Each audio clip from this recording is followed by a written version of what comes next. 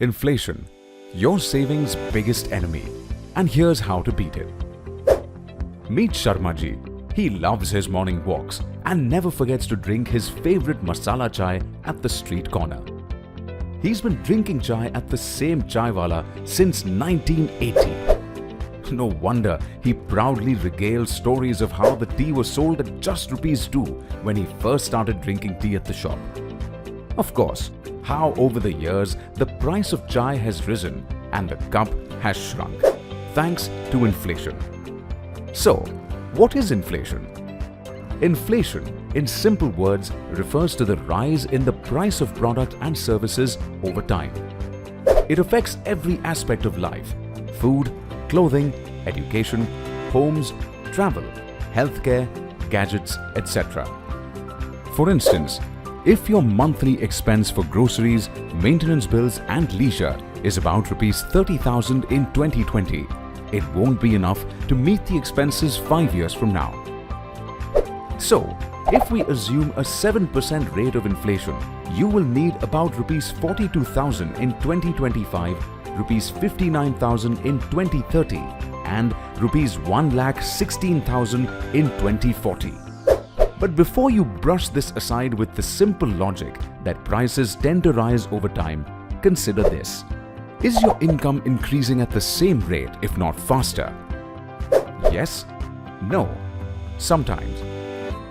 If your answer is a no or sometimes, then unlike Sharma ji, you won't be able to indulge in your favorites the same way. You will soon be faced with serious questions.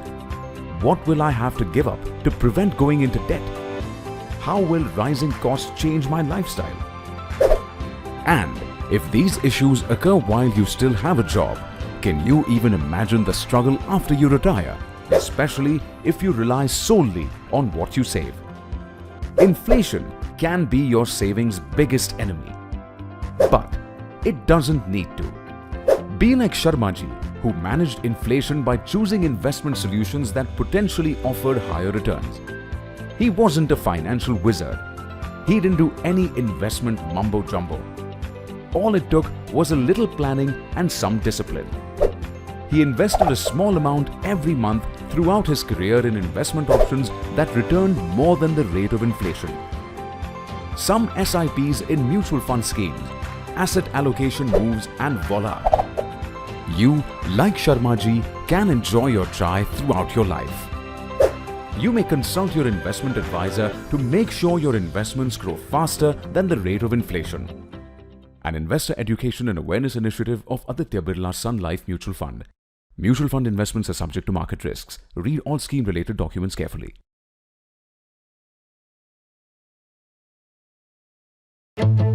For over 140 years, we have partnered India's growth story.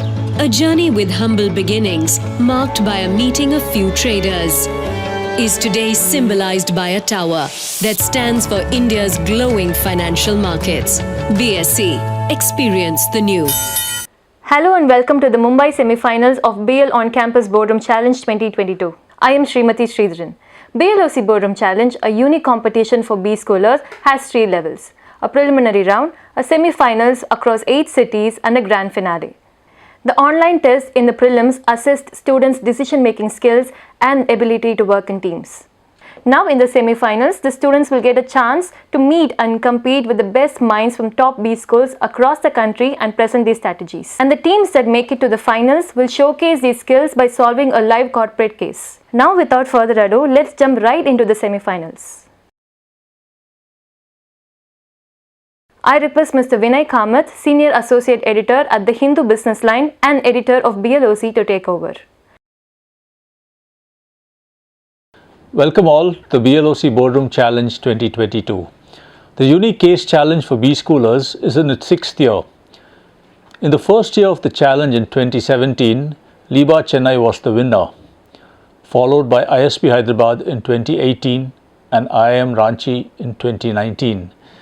SIBM Pune won the contest in 2020, while IIM Shillong won it in 2021.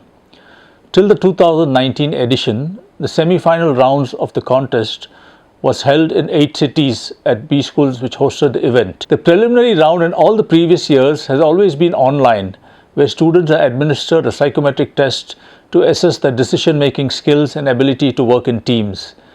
The grand finale, where B schools which won city-specific semi-finals competed for the grand prize, has been held in Chennai. From the year 2020, keeping in mind the safety of the students and others involved in this contest during the pandemic, it has been conducted entirely online, including the semi-final rounds and the finals as well. This year too, we are conducting the event online. Semi-finals case will test the participating teams on the knowledge of finance, marketing and strategy, and their decision-making skills and ability to work in teams, while the case for the finals will test the teams on the knowledge of the financial sector. It will again be a unique event with technology overcoming the challenge the pandemic has brought about. May the best team win the 2022 BLoC Boardroom Challenge.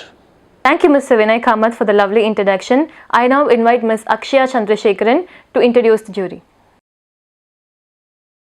Neil Ratna Chaubal is currently serving as Content Manager for Investor Education and Distribution Development Team at Aditya Birla Sun Life AMC Limited. He has contributed in the field of corporate training programs across various industries and in academics related to management education for approximately 19 years. Over the years, he has addressed diverse audiences ranging from corporates and educational institutions to clients and distributors of mutual funds. Within the mutual fund industry, he has delivered more than 250 programs for clients and distributors across the western zone of India.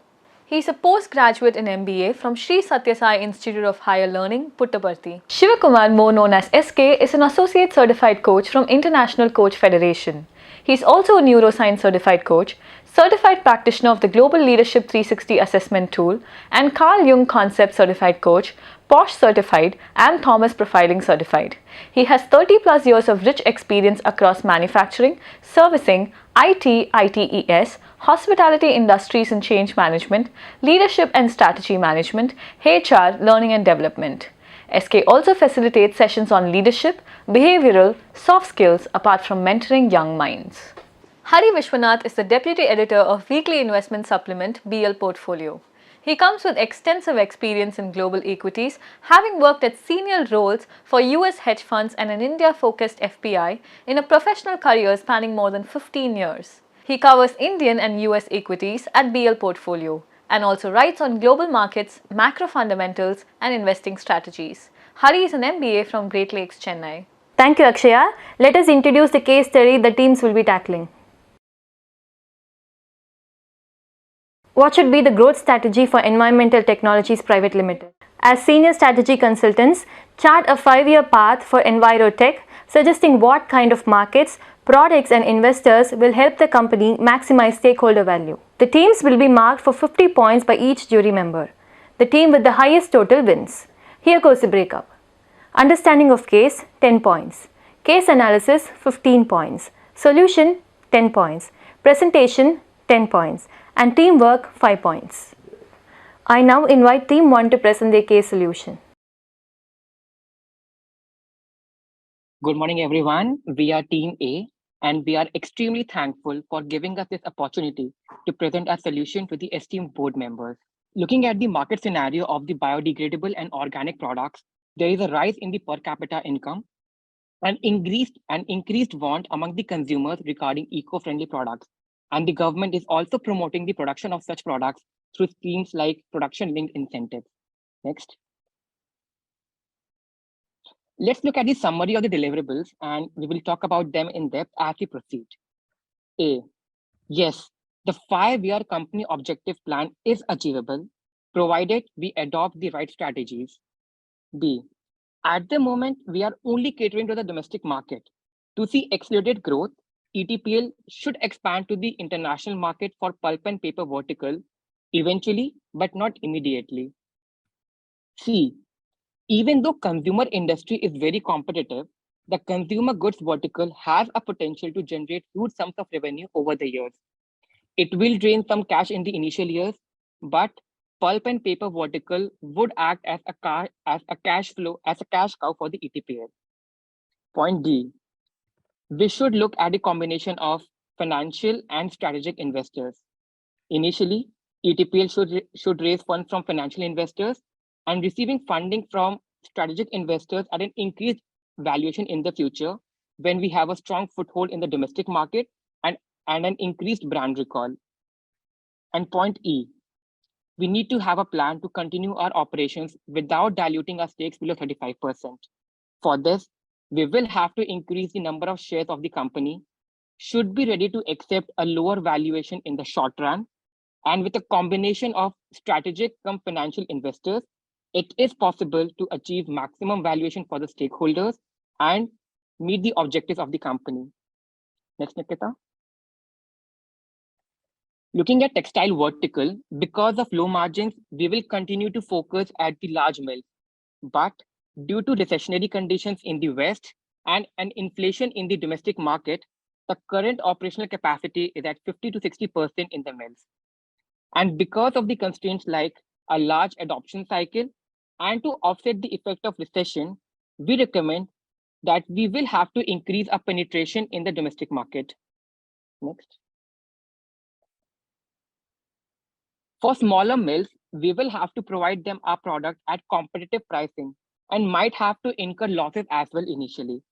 But because there will be an increase in the sales volume, we should be able to reach economies of scale sooner than later and become profitable. The much anticipated India-UK free trade agreement will boost our sales in the future. And some of the selling points like saving water and energy will help us to market our product and help our consumers adopt them easily. Next.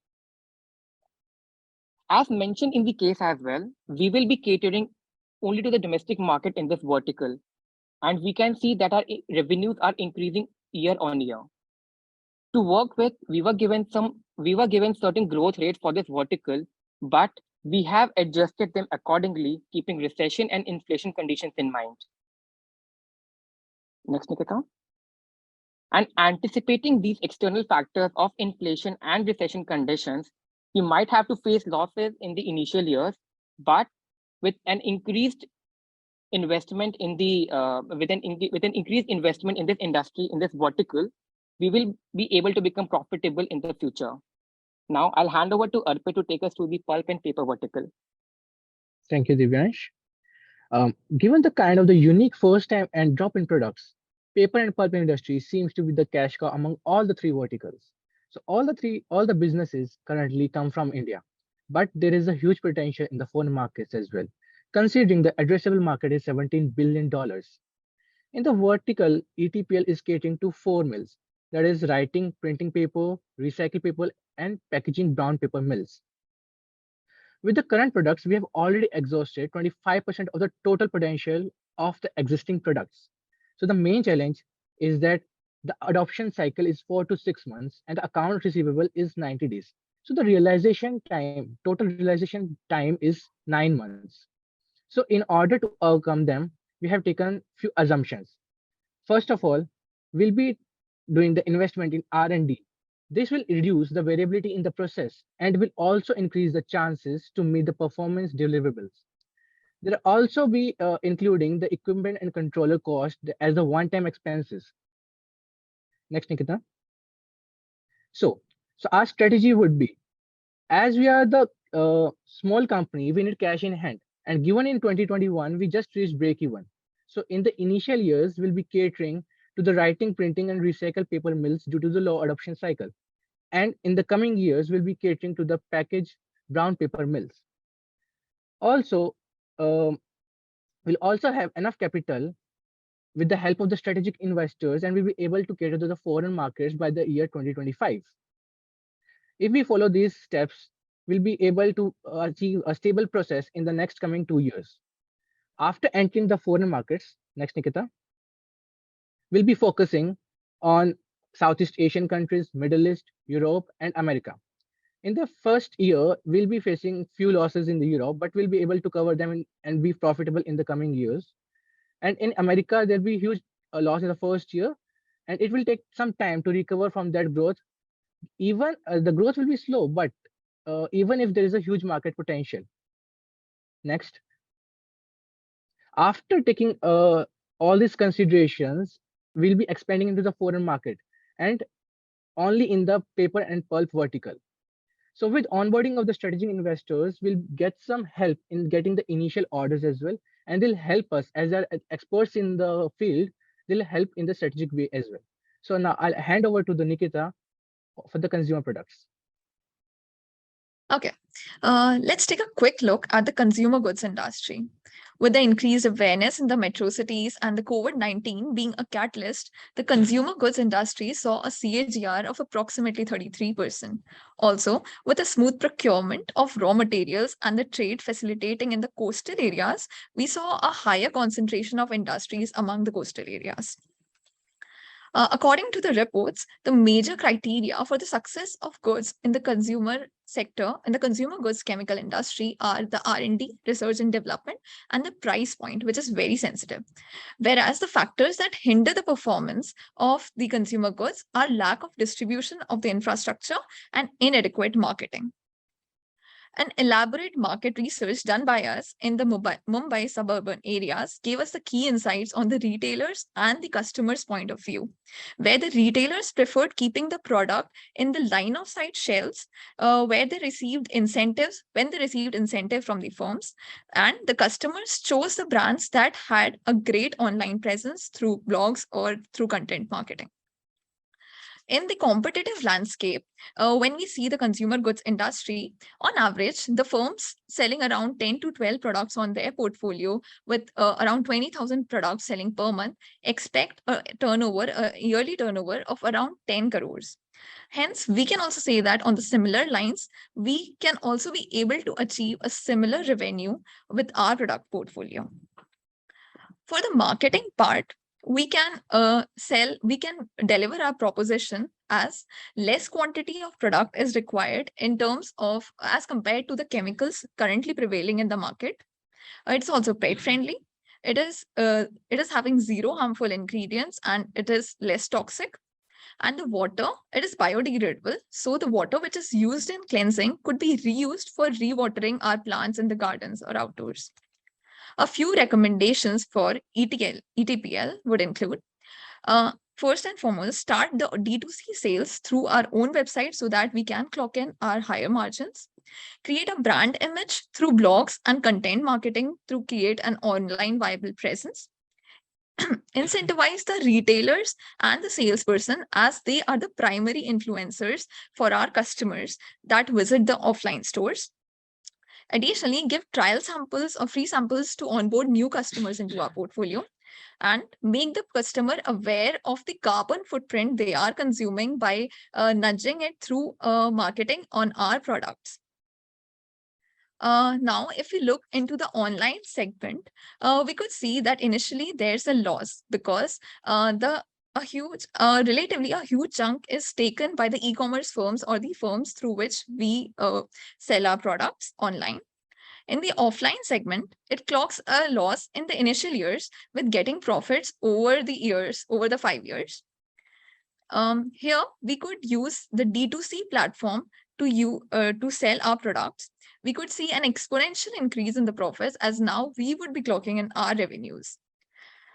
Consolidating the expansion plan of different verticals, here we can observe that the textile and consumer good industries would continue to serve in the domestic market, whereas the paper and pulp industry should expand to Europe, Middle East, Southeast Asia, and the US.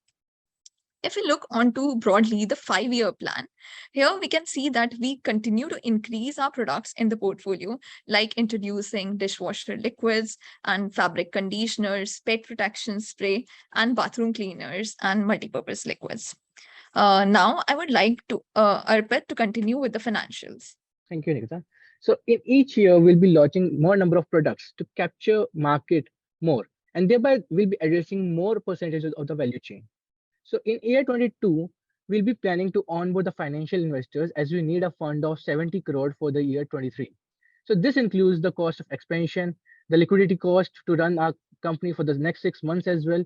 So this, after getting the amount of 70 crores from the financial investors, Our promoters and ESOP will dilute to 37.5%. In year 24, as we are more profitable now, we plan to bring strategic investors and expand in the foreign markets. Given the projections, given the projections, our valuation have also increased to around 1,000 crores. Later in the year, we onboard these strategic investors, and using offer for sale from initial and financial investors, the strategic investors will get 51% of the share of the company, and shares of early investor will drop down to 11.5%. In year 25, we have now expanded into the foreign markets as well, and we are catering the pulp and paper industry in Southeast Asia, Middle East, Europe, and America. And the valuation of the company now increases greatly.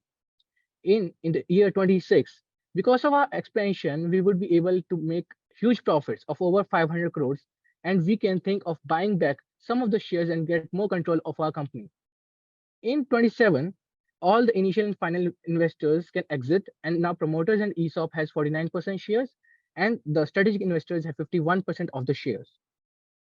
We have calculated the next, Nikita. We have calculated the capital requirement using the fixed cost, the corporate fund required, and the 6-month liquidity required to run the company. Next. Now, as for the answer to the questions now to meet the company objectives, even after considering the bad debt of 5%, which will be written off as expense, we are meeting the company objectives. Now, the catch is that, are we making the investments only in the Indian market, or are we planning to expand the foreign markets as well? So as we can see clearly, if investments made in the foreign markets, in the 27, our revenue increases almost twice. So now I would like to hand over to Divyansh. This is how we are. So with this plan of action, we have been asked to work on 5 given deliverables. So yes, we will be able to achieve all the 5 objectives. We will have to work on in a very strategic way. There are certain assumptions which we have taken. Number one, we have done a market research based on market search of our competitor, and based upon their performance, we are trying to come up with certain numbers. Number two, right now in the domestic market in India, we are seeing high inflation rates, and in the foreign market, we are anticipating recession.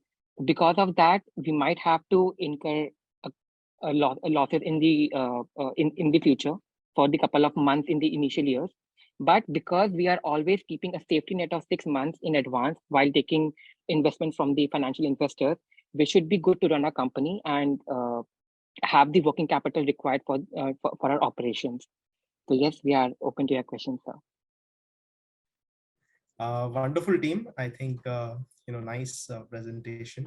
I really like the structure in which you all went, with the overview and then the challenges, the assumptions, and strategy recommendations. That was nice, and you also did an effort on the numbers. Let me play a devil's advocate here, rather take a counterpoint, counter standpoint, I would say.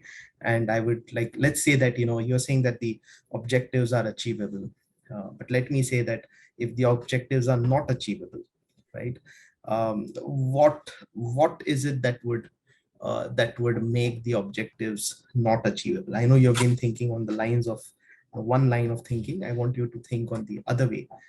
So you can tell me, what are those challenges that you'll face that will make you in a position that the objectives are not achievable? Sure, sir. So number one, if we talk about the consumer product industry, so in the year 2023, right now we are only operating in Chennai, but we want to expand to 5 other metro cities as well. And these include both the southern part of the country and the northern part of the country. We have been given up with certain numbers around the promotion and the marketing, but we believe that these numbers might be inadequate because the marketing strategy required for the northern part of the country is very different from the southern part of the country because of the language barriers and the kind of awareness we need to create around the customers. So number one, we might be lacking over there. We have only gone ahead with the numbers which we have been given. So that might lead to some inefficiencies over there. Number two, sir, there are already a number of competitors already operating in the market, and a very strong brand recall is required when we want to work in this herbal and biodegradable products. One of the insights which we got from our market research is that even though in the offline market, people prefer to order products via WhatsApp to their to the shop, and in that category, if you do not have a very strong brand recall, then the salesperson will sell that product on which he is getting a higher margin, or for which there is a very high brand recall among the consumers, or a very good feedback from the consumers. So again, if you're not having a very high brand recall, again we'll be lacking over here, and we'll not be able to achieve our objective for the consumer segment. So talking about the textile industry, right now in India, for the 2022 projection as well, there is a 20% drop in demand, and the very large mills in the southern parts of the country, and including the urban mills, they are operating currently at 50 to 60% of the capacity, because there's less demand from the foreign market, and in the Indian market as well, because of the inflation around 67%, there's very less demand. So the numbers might flutter over there as well. We will not be able to achieve our objectives, keeping these giving these conditions into mind. We were given certain growth rates over the years. For example, 1.15% was given for one of the years. Keeping these external factors into our mind, what we have done is that we have brought this growth percentage from 1.15 to potentially 0.85% in that particular segment. So we believe that up to some extent, we will be able to meet the objective. But because there is a very high capital requirement in the initial years, we might just be able to reach them with a very small margin, or we might lag behind with a small margin, sir. As well as in the paper and pulp industry, right now, based on the content given in the case, we are a lot more dependent on the external factors which are not in our hand. And we are also we're not catering to a lot, we're not having a lot of products in our portfolio. So the larger mills require that we provide them with all the products in all the catering to them in all the processes. But there are smaller firms which only cater to a part of the process. For them, they're not having products in all the portfolios, so we are not able to currently cater to them in the smaller mills. So we need to do a robust R&D, try to include our products among all the processes required, and then only we will be able to achieve the objectives. So okay. These are some of the objectives, some of the things we feel that we might like. Yeah. Okay. Fine. And I'll hand it over to the other jury members, but I'll just ask you one question before that is, I want just one line. Is that, in the consumer products vertical, you all had wonderful recommendations, but those recommendations, revolved around things that we already know, in terms of whether it is trial samples or free samples and, other things. But can you tell me one thing, only one thing which has never been done yet, which you would want to do so that, you increase your margins there, or you increase your presence there? Anything with respect to that vertical, one thing that has never been done that you would suggest? I'll just try to come up with one thing. So in the paper and mill industry, it's given that because of the biodegradable products, there's a lot less odor in and around the paper mills, and with the outcome products, with the output products as well. So with the use of the natural chemical products, be it the utensil cleaning or be it the floor cleaning segment, there's a very strong harsh smell which comes from the odor comes from the products after use of the product. If you can provide some in-house experience of how the products might feel to you, what kind of experience the product might give to you post-use, I believe that would help us to boost our sales. We believe that this has not been done yet. And this is one of the insights we're trying to get from the case facts given around the paper and pulp industry, sir. I would like to pitch in over here. Coming with a technology background, I would say that for a disruptive change, we can add blockchain to the process by giving this description about the ingredients used from the source till it comes to the contact of the customer. We could tell the customer what all products were used while the manufacturing of that product. For instance, consider a soap or a detergent. We can tell what all products, the herbal ingredients or the non-biodegradable ingredients that were used, so that the customer is aware of the process And at the same time, he's also aware what products are being utilized that are non-toxic. Sure, sure. Thanks, Nikita. And over to you, SK. Hari, please go ahead, Hari. Yeah, all right, fine. So nice presentation. But as Neil says, we are here to play the devil's advocate. So, so one thing I wanted to ask you, so you are assuming a financial investor, right? Taking a stake. Yes, sir. In the initial years, yes, sir. In the initial years, okay. So this investment they are making, how are you going to split it up across the three divisions actually? Apati, you want to take it up or shall I go ahead? So in the initial years, like we'll get the 70 crore investment. Okay. So we'll getting that from the financial investors, and stocks will dilute for the initial investors as well to 37.5. Sorry, 42%, and R will dilute to 37.5, and the financial investors will get around 22-25%. Okay. And the money that they're investing, how are you going to apportion it across the divisions of the company you have? You're planning to grow across three verticals, right? So that's it. So how are you going to do that?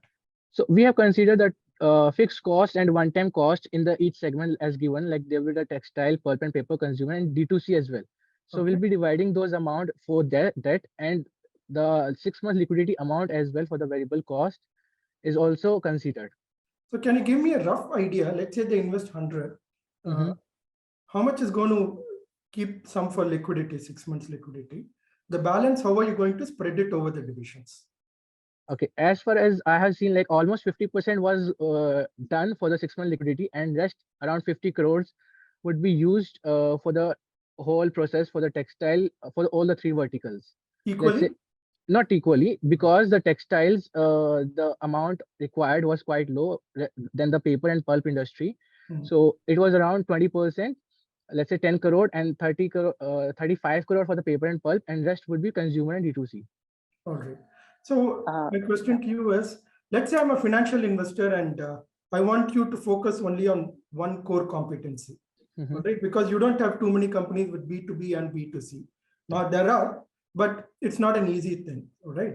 So if a financial investor comes and tells you focus on one thing, I'll give you the money at your valuation, what would your response be? Divyansh, would you like to take over? Yeah. So basis our projections and the numbers which I've worked with, the pulp and paper industry seems to be our cash cow, because we have some newly launched products which are not there in other in the market yet. 50% compressed those kind of products, apart from the 50% kind of drop-in products. So because we already have an edge in this industry, if given, we will want to operate in this industry alone. But we would want to continue operating in the textile industry as well, because we are generating huge amount of revenue from there. Even though there are recessionary and inflationary conditions domestically and abroad, but India being a very rich textile hub for the world, we will be able to export a good amount. We will be able to generate good amount of revenue from here. Not only this, seeing the kind of conditions generating around us, we are anticipating that the India-UK free trade agreement would be signed in a couple of months. Again, we'll be anticipating good amount of exports in the UK market. Again, this will boost our sales. So if given a priority for only one, we would want to go ahead with the pulp and paper, but we would want to operate in both the two B2B verticals together if we're given a chance, because we have potential to generate revenue from both the places. Yes, and you think there is management bandwidth would suffice for dealing with both? So if we look at the given the kind of workforce requirement, we are increasing the workforce requirement year on year. So given the kind of business we are seeing over the years, we are also increasing the kind of manpower. So it is not like we are only with the existing manpower, we are trying to expand the business. So hopefully we will be able to operate. Yes, sir. All right. And given, sir, one more point which we want to say, that we may not be able to eventually gain a lot of revenue in the initial years because of the recession conditions, but we can use our existing bandwidth to reach out to our potential customers, potential users of our products, try to make them aware about us, about our products, and maybe when the conditions normalize, we will try to sign an agreement with them. So we may not be able to generate revenues even immediately, but we can try on building a relationship with the potential customers right now. Yes, sir. All right. So this is just a trick question. I mean, can you quickly tell me one company that's doing very well in B2, chemical company, which is doing very well in B2B and B2C? So it's something that you can actually replicate.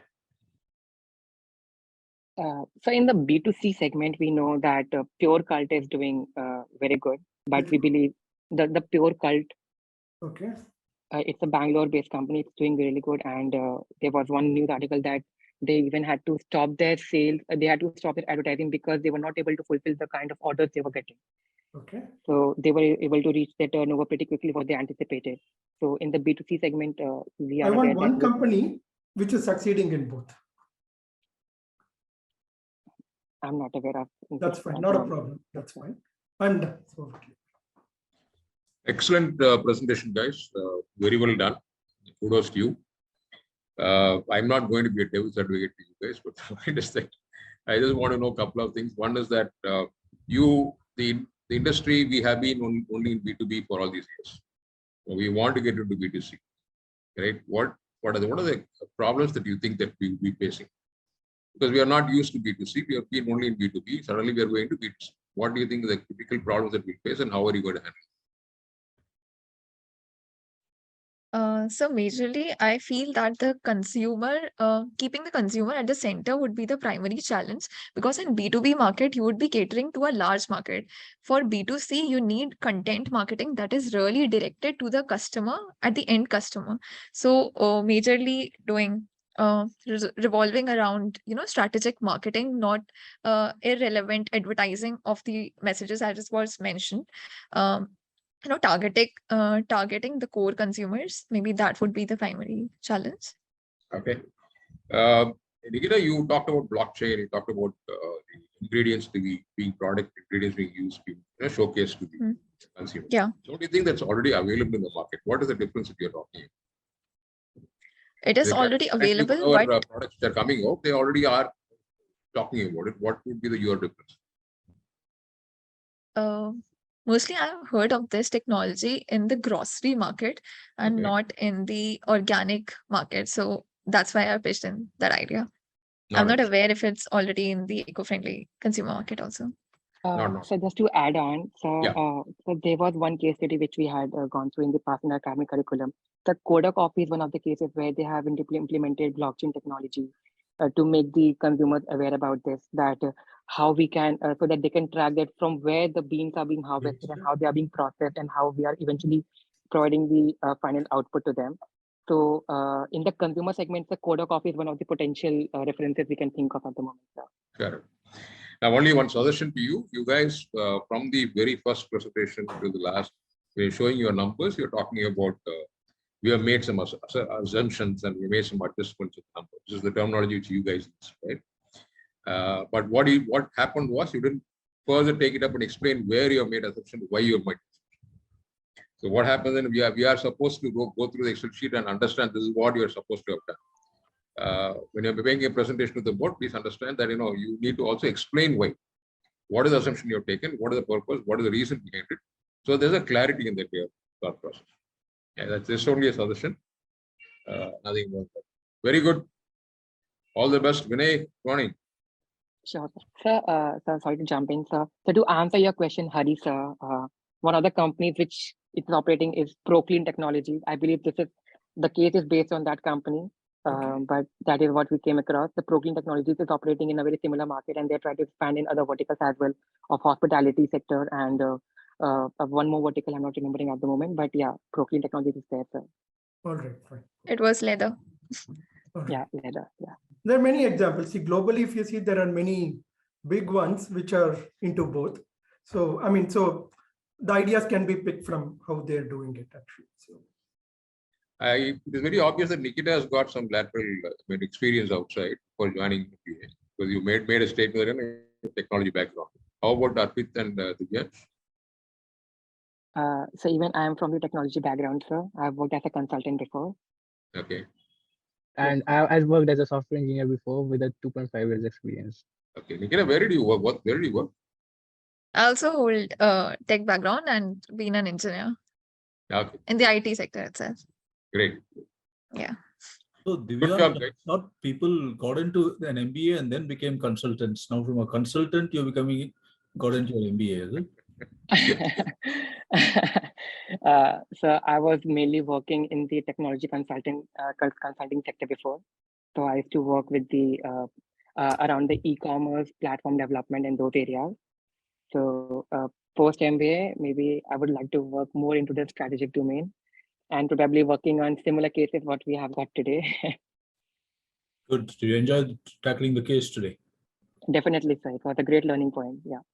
Good. So over the 3 days, it was really a roller coaster ride for all of us. Okay. Yeah. Unfortunately, the gentleman who prepared the case is not here. Though you would have enjoyed your presentation. Vishwadeep Koila, he's the IMA alumnus and he runs his own marketing consultancy in Chennai, but couldn't be here today. But you would have enjoyed your presentation. But well done, all of you, and all the best in your careers. And so you may log off now. All the best, guys. Thank you. Thank you. Thank you, All the sir. best, team. Thank you so much. Thank you so much. Thank you, Team 1. We have a special education AV from Aditya Birla Sun Life Mutual Fund. Life is like cricket. When you get thrown a googly, how you bat is the difference between hitting a 6 and getting out. A simple example of a googly in life is your laptop crashing while you're working on an important business presentation. If you're smart and prepared, you should have your files backed up on the cloud and should recover from this loss quickly. If you are not prepared, you will have lost years of work. A complicated googly is the 2020 pandemic that shut the world down and disrupted businesses and economies globally. If you already had an online business module or quickly added one, you continued to work like normal. If you didn't, you probably struggled. As organizations, as employees, we try to plan for unexpected situations that could disrupt work. But as an individual, are you prepared to handle googlies like a medical emergency, a natural disaster, a recession, or another pandemic without draining your savings and generating a mountain of debt? If your answer is no, then it is time to set up a contingency fund that can handle life's googlies. What is a contingency fund? Like the name suggests, it is a fund that may help you survive in an emergency. A contingency fund may give you breathing room if your salary isn't paid or if you lose your job. You may not be stumped on how to pay your child's school fees, utility bill, and EMI, or worse, if you can put food on the table. How does a contingency fund help in these situations? Well, a good contingency fund is seeded with 6 to 9 months' salary. Do not panic. Yes, that's a lot of money. But you don't need to have it today. You will accumulate it slowly over time. All you have to do is stay committed and only use the fund for true emergencies. This means no spending it to upgrade your phone when it still works or using it to fund that spontaneous friend's trip. How to create a contingency fund? Think of a contingency fund as a systematic investment for unexpected situations. Step 1. Set up a contingency fund account. It can be a savings account, a liquid fund account, or any other type. Just make sure it is relatively safe, easy to access, and separate from your regular savings account. After all, you don't want to spend it accidentally. Step 2. Set achievable targets. When you are playing a match, you don't reach 400 runs on the first ball or even the first over. You keep your team motivated by setting smaller targets that will help you achieve the desired outcome. Similarly, set yourself smaller targets. Once you reach it, raise the bar higher until you have collected at least 6 months' salary. Step 3. Make your contingency fund a part of your financial plan. Analyze your existing income and expenses and find areas which can be tightened to give you a winning outcome. This should ensure you aren't struggling or forgetting to meet your targets every month. Step 4. Set up an automatic systematic contingency fund process. Start an auto debit to transfer your budgeted amount into your contingency fund account. Remember to increase the amount as your salary and expenses grow. Step 5. Replenish your systematic contingency fund. Every time you dip into your contingency fund, make sure you replenish it. This will ensure you are financially prepared to take on the next emergency, if any. Follow these steps with an aim to build a fund that could sustain your quality of life during an emergency. Start today and aim to be prepared to manage any googly that life may bring. An investor education and awareness initiative of Aditya Birla Sun Life Mutual Fund. Mutual fund investments are subject to market risks. Read all scheme-related documents carefully. I invite Team 2 to present their case solution. So my name is Devarshi Trivedi. I am Ayushi Goyal. And I'm Mike Sady.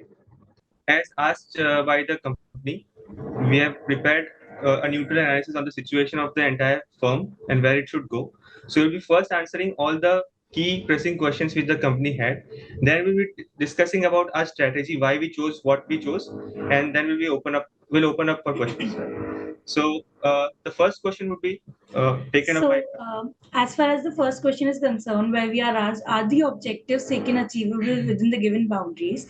So for all the three verticals, we found out that yes, the objectives are eventually achievable, but in the first 2 years, we are not able to meet the goal since we have a niche market in the niche market, and eventually we are growing.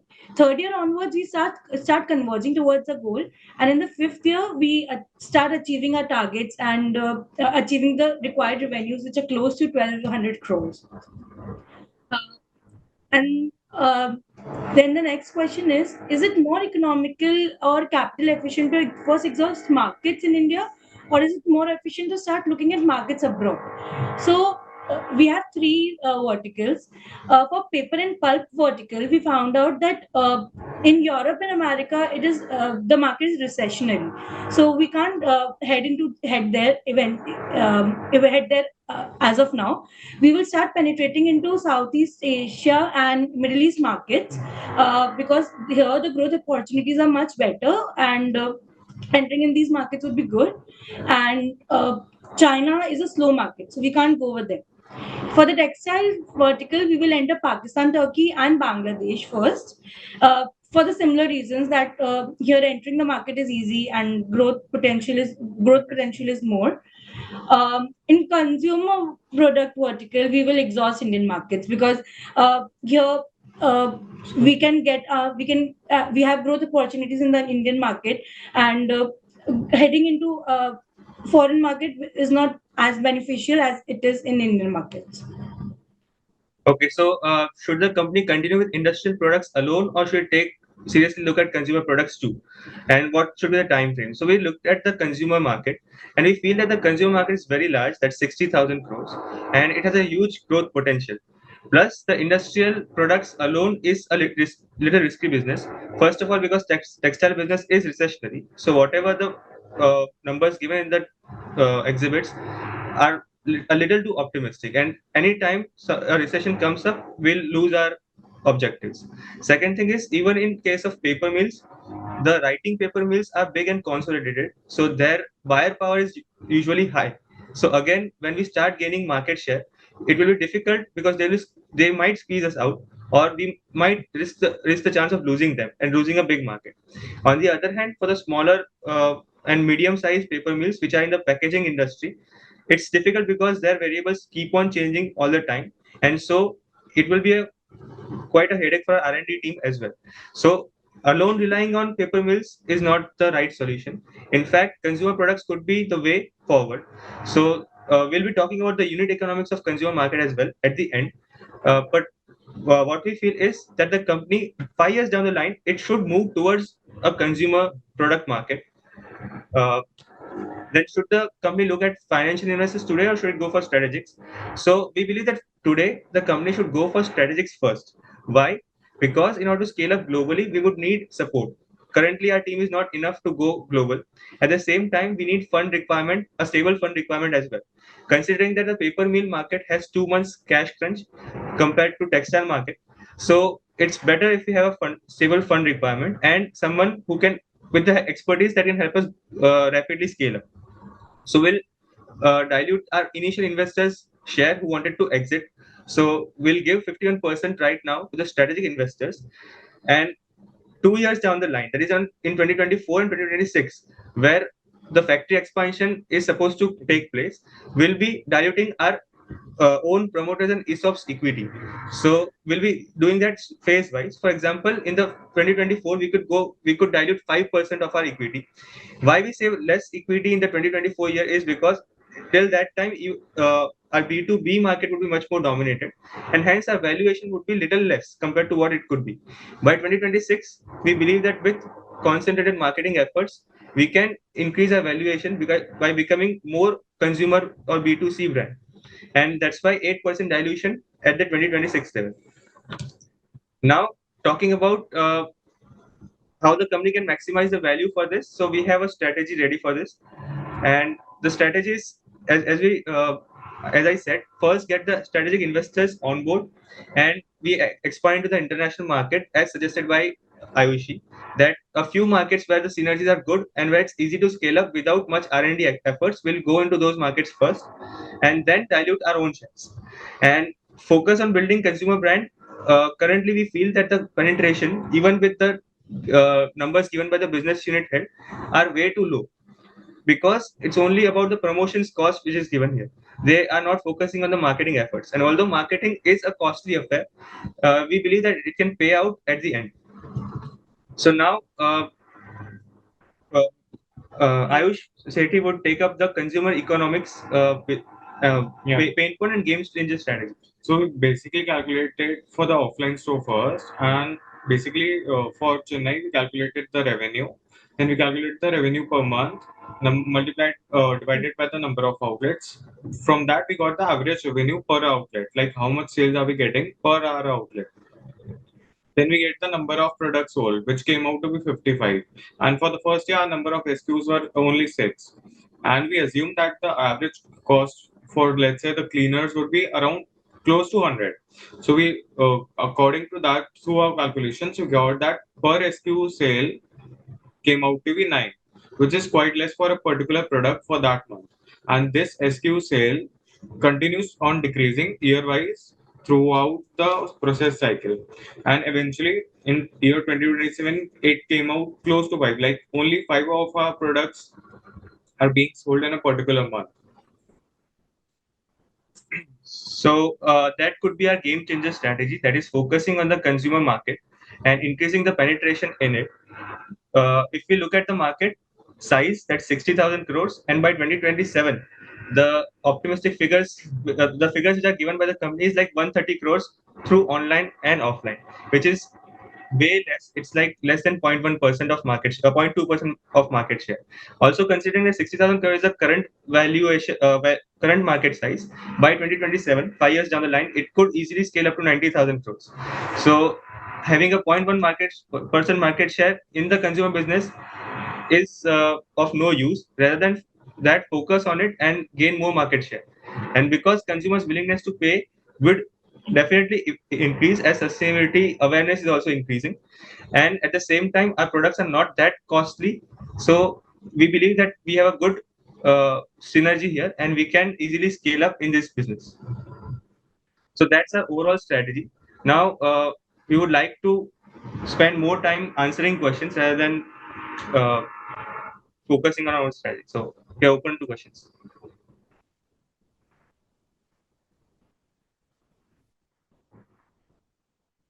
Okay, nice presentation. But see, you understand that you're a consultant and you are being asked few questions. You try to address all the 5 questions. I'm not getting that. And you are presenting to the board. So what does the board look for? At the end of the day, irrespective of these the plans, the strategies, and what I want to do, whether I want to get into consumer market, etc. What do I get in my hand? Money, the turnover. Where is the Excel sheet? The number crunching needs to be showcased to a board for board to really understand what you're talking. See, you guys spoke very well. I'm not denying that part of it.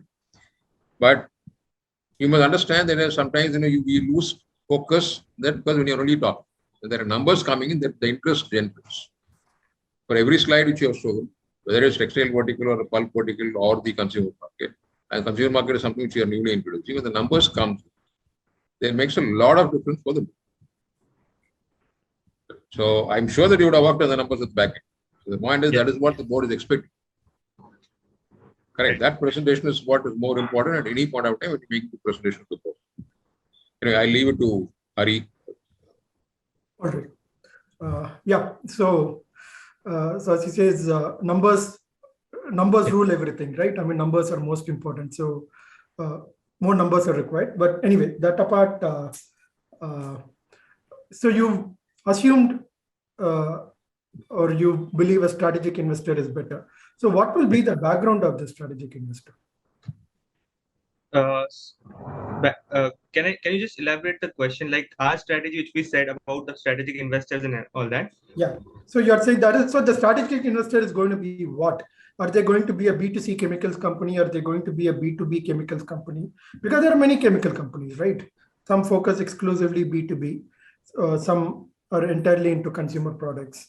So this strategic investor is going to be who, what is going to be the background of the strategic investor?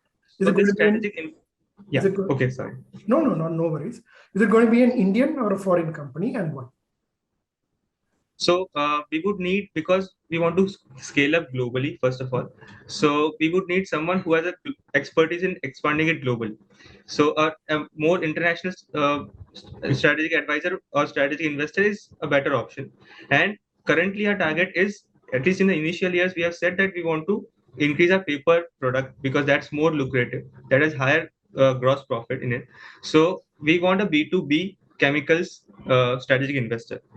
What we can do for consumer market is that we need to focus on marketing, and for that digital marketing strategies and all those kind of things can be outsourced or can be done through a marketing partner as well. So B2C, going into the B2C brand, and that too is not a 5-year target. A 5-year target at the end should be that we are going towards the B2C brand. We have not become a B2C brand. So we want, because in these 5 years we want to scale up globally, and that will be a background. So a strategic investor who is B2B chemical oriented, who has experience in scaling up globally. So it's more preferred if they are international or they have international operations. They could be Indian, but they have international operations. All right. Can you name, do you have any company in mind, like a B2B in this segment, which can be the investor for this company? Like Nature First is one of the companies which promotes sustainable detergents. Which one? So that could be one. Nature First. Okay. And then comes the Good Juju. But he was talking about company which is into paper and pulp business, right? So yeah. Who will be the strategic? Who will be the strategic? So the thing is, exactly, we are not researched on who the strategic investor could be for B2B. Okay. So we have researched for the brands, but not the investor as such. All right. So then one doubt is that you can get an international strategic investor at the right price. But what if they want control? The board here, the management here has developed this technology. They have an idea of the domestic. They know everything about the product, the unique product they've developed, and they know the domestic market. The strategic investor may say they want to control decision making. How do you think that will get resolved?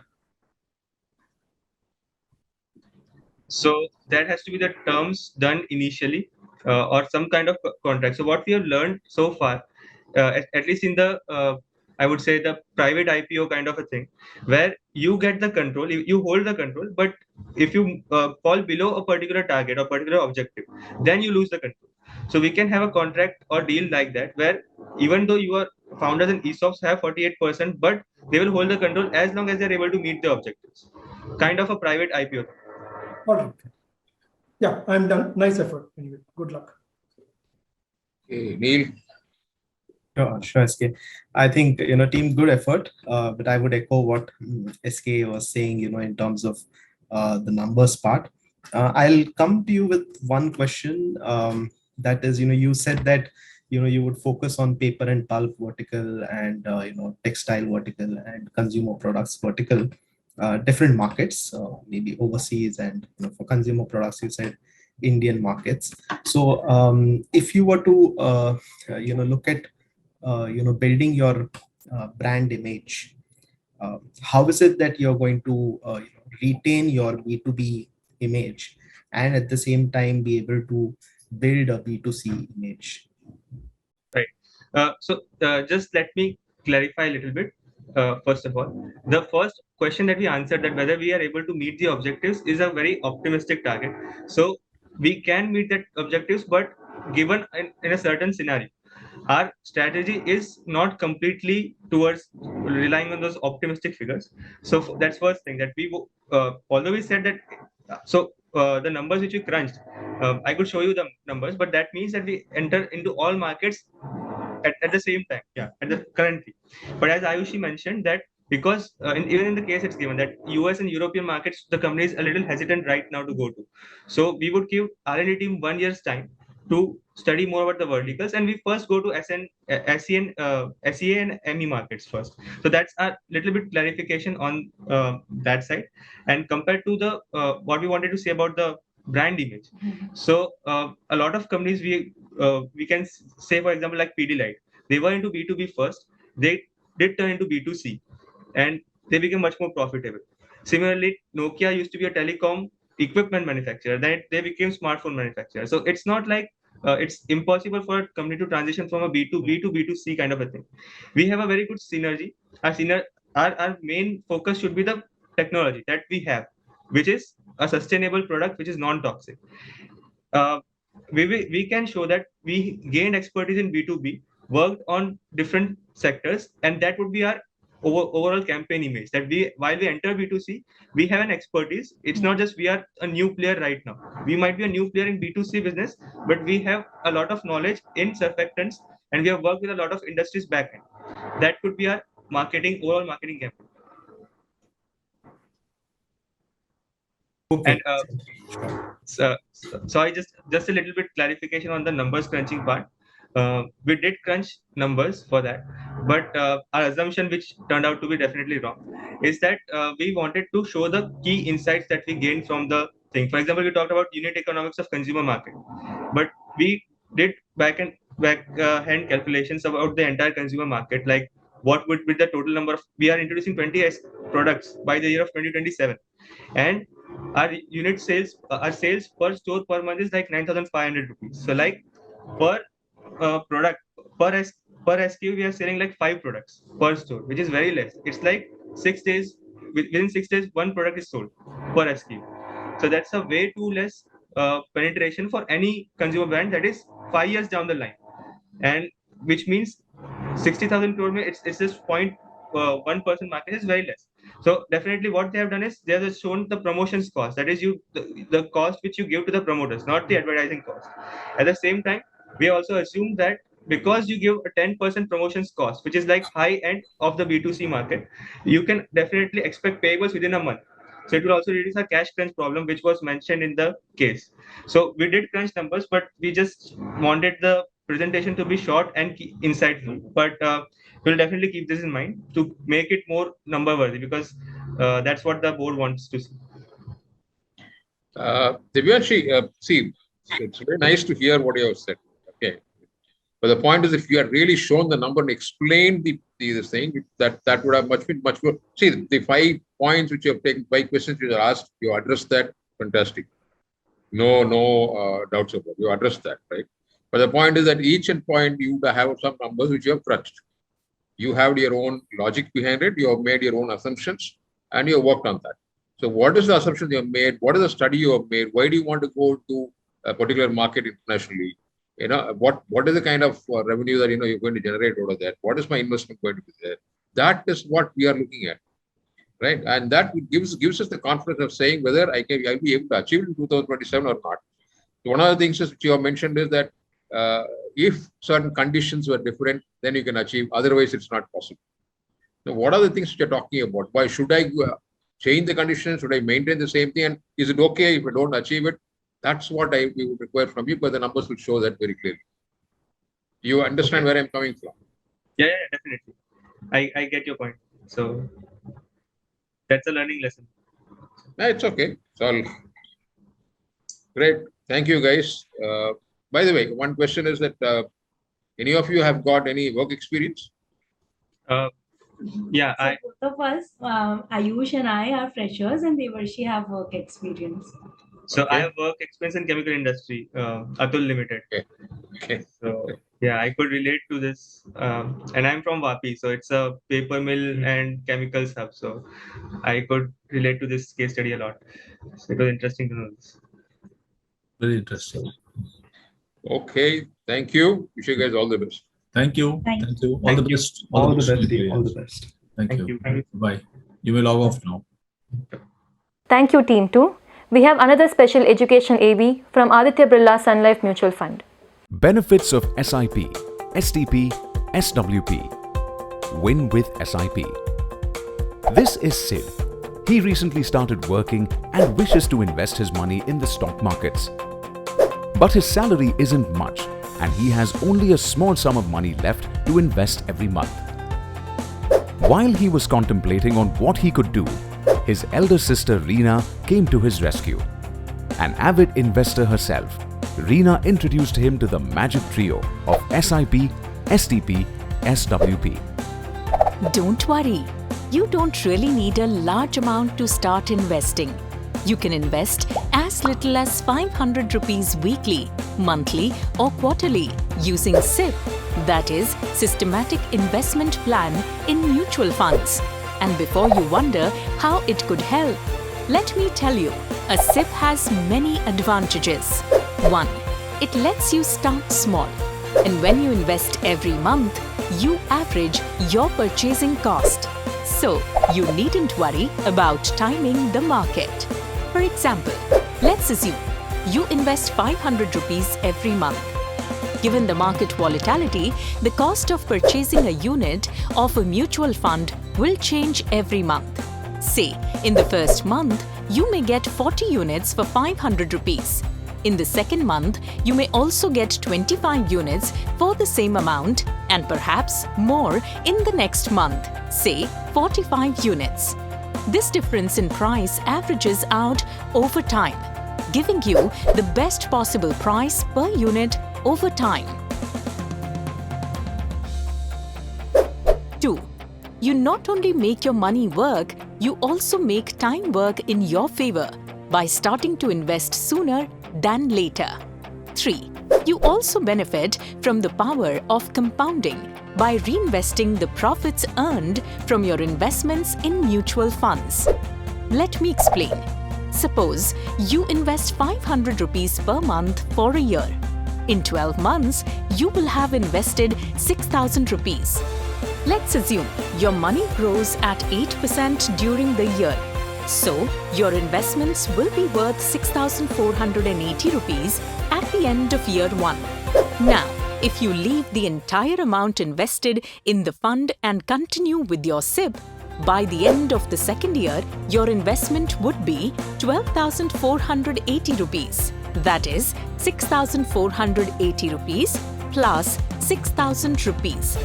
But given the 8% returns, you would have earned a profit of 998.4 rupees. And this amount will continue to compound as long as you stay invested. This is quite enlightening. But sis, I have a doubt. When I get a bonus at the end of the year, how do I invest it? I don't want to take the risk of timing the market. I'm glad you are catching on, Sid. You just need to be smart with your investments. You can park your bonus in a low-risk debt or liquid fund initially, and then set up a STP, that is a systematic transfer plan, which will transfer fixed amounts from this scheme to other debt and equity schemes regularly and give you all the advantages of a SIP. So you don't have to worry about timing the market. And while the SIPs happen, your money isn't lying idle in your bank. It is earning interest in debt or liquid fund. And just like a SIP, STP allows you to set the duration of your investment period. For example, if you get a 50,000 bonus, you can choose to invest 5,000 in a single scheme or 1,000 in 5 different schemes over the next 10 months. You can make this choice based on what goal you wish to achieve. You have a solution for everything. I have one more question though. I can keep my investments going every month, but how can I withdraw, say after 10 years, without the hassle of timing the markets? Well, Sid, this one is easy too. Let's assume you are investing for your retirement funds. Once you retire, you can turn your SIP into a SWP, that is, a systematic withdrawal plan, and get a fixed income at regular intervals. So if you need 25,000 rupees per month to meet your expenses, you can set up the SWP to deposit 25,000 rupees into your bank account every month or 75,000 rupees every quarter. SWP gives you the flexibility to choose.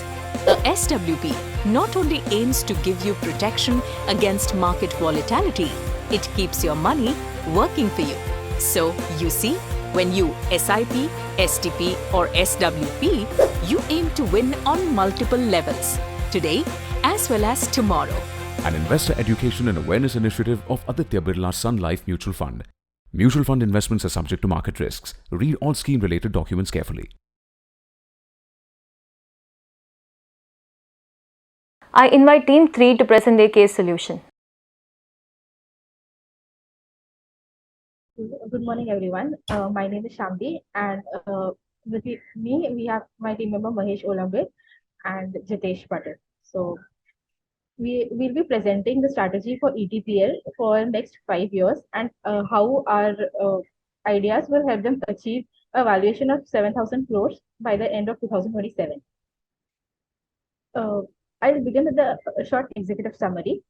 For the textiles vertical, we recommend that we should enter the markets of Bangladesh, Pakistan, and Turkey, as entering these markets will help us achieve an overall CAGR of 39% in the textiles vertical. For the Indian textiles market, this growth rate will be 30%, and for the export-oriented markets, it is 67%. For China, Vietnam, Cambodia, Malaysia, and other countries, we do not recommend entering these as the initial costs and investments are higher. In the pulp and paper vertical, we should enter the Southeast Asia and Middle East markets, as we are already seeing potential which we will reach in India. So with our existing products, if we venture into these markets, we can have a very high growth rate of 55%. For the consumer products vertical, we can see the most growth of 127% if we expand our offline channels in cities apart from Chennai, which are Bangalore, Hyderabad, Mumbai, Delhi, Pune, and Cochin. For this, we will have to make investments in modern trade and offline channels. As regarding the fundraising activities, for this, we propose a spin-off of consumer products vertical from the parent company so that we can establish a separate entity for the B2C business. Coming to the textiles verticals, here the USP of our products is that it is 100% biodegradable and results in reduced BOD and COD in the effluents. In this process, we also save water and energy. Out of the 600 mills addressable market in India, we have already reached 140 in 2021. And in the next 5 to 7 year time, we'll be reaching 50% of these mills. Since these markets will get saturated, we will then need to look into foreign markets. The problem here in this industry is that there is very less product differentiation and a very high price sensitivity. And our sales and revenue get affected because of what happens in Europe and America, since our major target market in India are the mills which are export oriented, and only these have sensitivity as a major concern in their production process. Thus, also we get business from these mills if the current option which they are using in their manufacturing process is and our product is superior to theirs. Moving to the costs in the textile business, here in India, like India, Bangladesh, Pakistan, and Turkey, there are less investment costs as compared to other countries. Therefore, we get a better return on investment if we try to invest in and enter these markets. While entering these markets, we can get a 67% CAGR from our exports and a 30% CAGR from the Indian markets, giving us a total growth rate of 39%.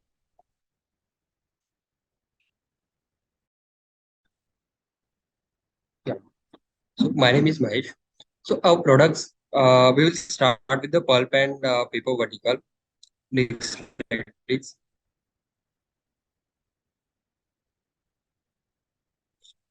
Yeah. So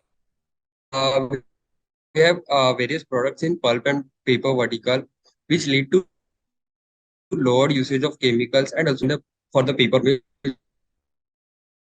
And our products also reduce the effluent load and the odor from the paper, catering to 30 as per the data in 2021, up from 6 mills which we were catering in 2019. The key challenges that the vertical is facing is that the mills have pre-agreed performance deliverables, and the payments get credited only when those performance terms are met. Since the mills are subjected to changes in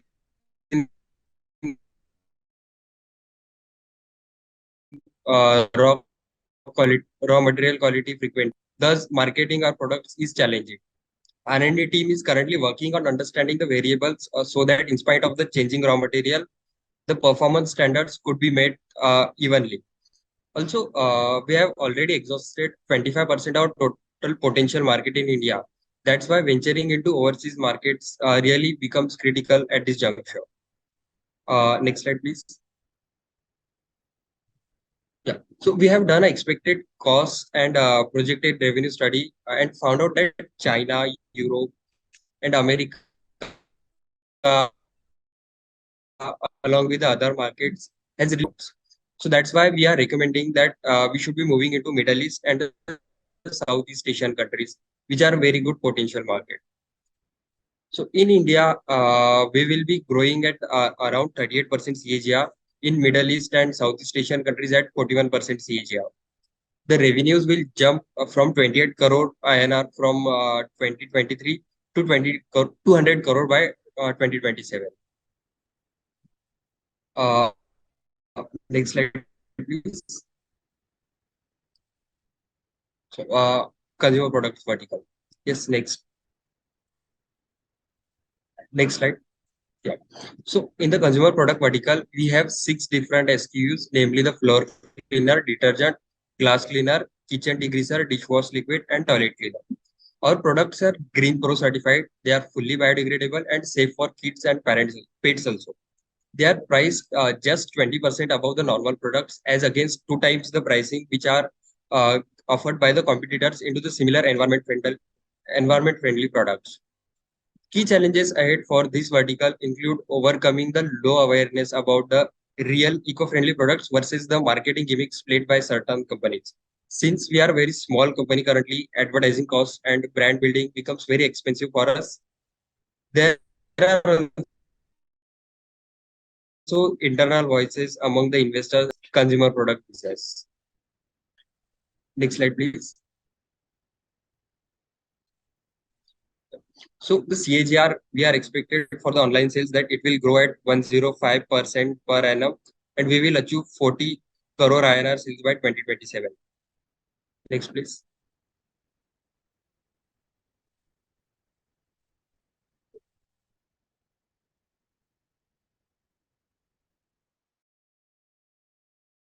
Next slide, please. Yeah, for the offline channel sales, we are expected to grow at 144% CAGR by 2027. Yeah, moving on to the funding plan for considering ETPL as a parent entity and textiles, pulp and paper vertical and consumer products vertical as the 3 subsidiaries under it. So we propose that the consumer products vertical, since it is a different idea from the previous B2B businesses, it is pursuing a B2C business. So we can separate it and create a new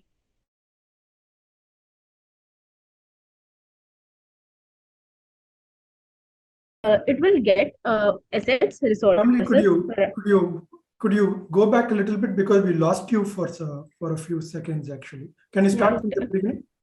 Yes. So for the consumer products vertical, we propose a spin-off from ETPL. By spin-off, we mean creating a separate entity from the parent organization. Here, textile vertical and paper vertical will remain a subsidiary company of ETPL. However, the consumer products vertical, since it is a new idea of consumer products and venturing into B2C channels from the previous B2B businesses of ETPL, this can be spun off into a new venture called which Consumer Products Limited. Now, this venture will get assets, resources, products, and infrastructure from its parent organization, that is ETPL. And all the shareholding of Consumer Products Limited will move on to, will come from the equity. It will come from its 100% equity will come from the existing shareholders. And then this entity can be operated independently, and we will we will onboard strategic investors who will then lead this entity under the consumer brand name of Pro Earth. The benefits of such an arrangement will be that it will provide more value to all the stakeholders involved and generate long-term investment returns. The parent company can focus on its traditional business of B2B channels and chemicals, and this will decrease the investment risk and cut down the operation costs involved in the operation of a new consumer products vertical. This also improves our profitability and reduce taxation. Next, this is the projected revenue growth for ETPL, which is for the entire, all the three businesses together, we are seeing a 56% of CAGR growth. And by looking into these financials, we are expecting to achieve a 7,000 crore valuation by 2027. So for the chemical vertical business, from the initial fixed cost and the one-time cost, we have factored that the 50% of the cost in the first year will we will be moving it to balance sheet and will be depreciated by SLM basis. Similarly, 30% for the second year and 30% for the third year. And from the fourth year onwards, everything will go into the P&L statement. For pulp and paper vertical, the first year 70% will be moving into the balance sheet and 25% in the second year. From the third year, 100% cost will be moving into the P&L statement. The consumer product vertical, we have valued it currently at 58 crore around, and giving a 51% equity to strategic investors at 20% discount. We will be having 23.63 crore from strategic investors, and we will dilute 5.44% equity from the parent company for the same. So we have created an Excel model, and you can, to address next questions, we can also go to that. So that is all we have from our end. Thank you. Yeah, you can open the Excel model. See. Sure. So this is our projected P&L statement for the next 5 years.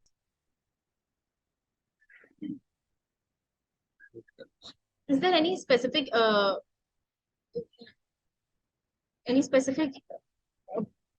company or vertical which you want us to focus on, or the equity structure? You would have to tell us what is the vertical that you want the company to focus on and why. Sure. So for the textile chemicals, we have considered only the cost. We are considered only the Indian market, Bangladesh market, and the Pakistan and Turkey. So the cost accordingly have been adjusted only for these three markets only into the P&L statement. For pulp and paper, we are recommending to move into Indian market, Southeast Asia, and Middle East.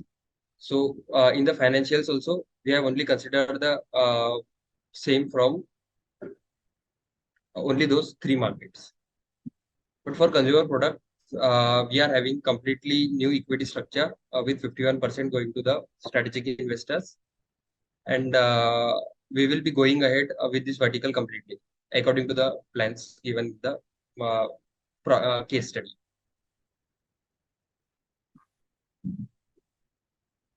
Can you show your consolidated financials, P&L? Yes, sir. So interesting idea on hiving off the consumer product. It's a pretty interesting strategy. So can you explain your rationale behind approaching that actually? How did you come? Sir, actually, we have been, in the past, we have been only a chemical business. And that's what the strategically you should be into a core business. And what you are not into, like you don't have any good idea about that, any business like the consumer that we right now having. So Okay. that can be given to strategic investor because we don't have even good knowledge about that industry. Plus, entering into consumer products will require us to develop different distribution channels, which we do not have an expertise into. So there we need help of people who are already in the industry to develop these channels.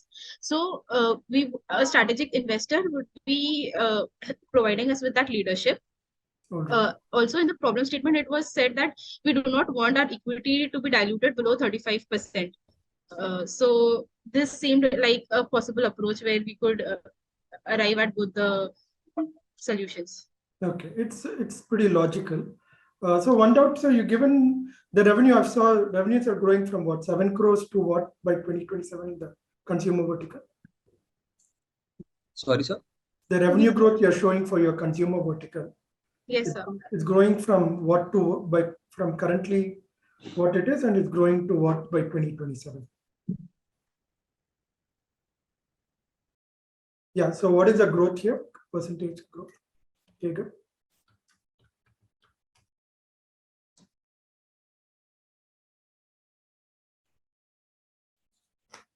We can't hear you. We can't. You're on mute. Yeah. So we have calculated it differently for separately for online channel and the offline channel. So for the offline channel, we will grow at 144% CAGR and the touch total growth. 90 the crore, total growth. That's 90 crore revenue by 2027. Okay. And for the online sales, we will be touching 40 crore sales by 2027. Okay. So yeah, so because you're diluting stake, you're going to get only a percentage of the revenues, right? Yes, sir. So have you factored that in your valuation when you say 7,000 crore valuation by 2027? You're assuming the whole revenue, or you're assuming only post-stake sale, whatever is left? We have valued over ETPL, and the consumer product will still be a part of ETPL only. What percentage of consumer product will be part of ETPL? So the current promoters will only be diluting 5% of their stake for 5.4%.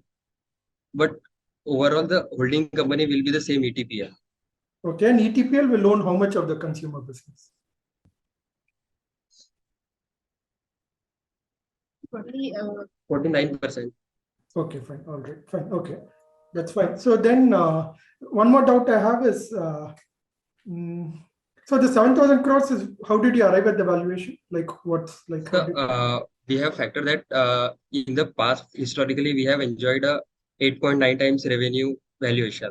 Okay. So since we did not have the solid DCF to calculate and the WACC, so Okay. that's why we got something similar. Multiple, yeah. So 7,000 crores is a multiple of revenue. What multiple of? Yeah. Okay. So yeah. So it's in the case problem that is given that we have enjoyed 8.9 times the revenue as the valuation. So we have calculated the same, and only for the consumer business we have taken 3 times the valuation. All right. Okay.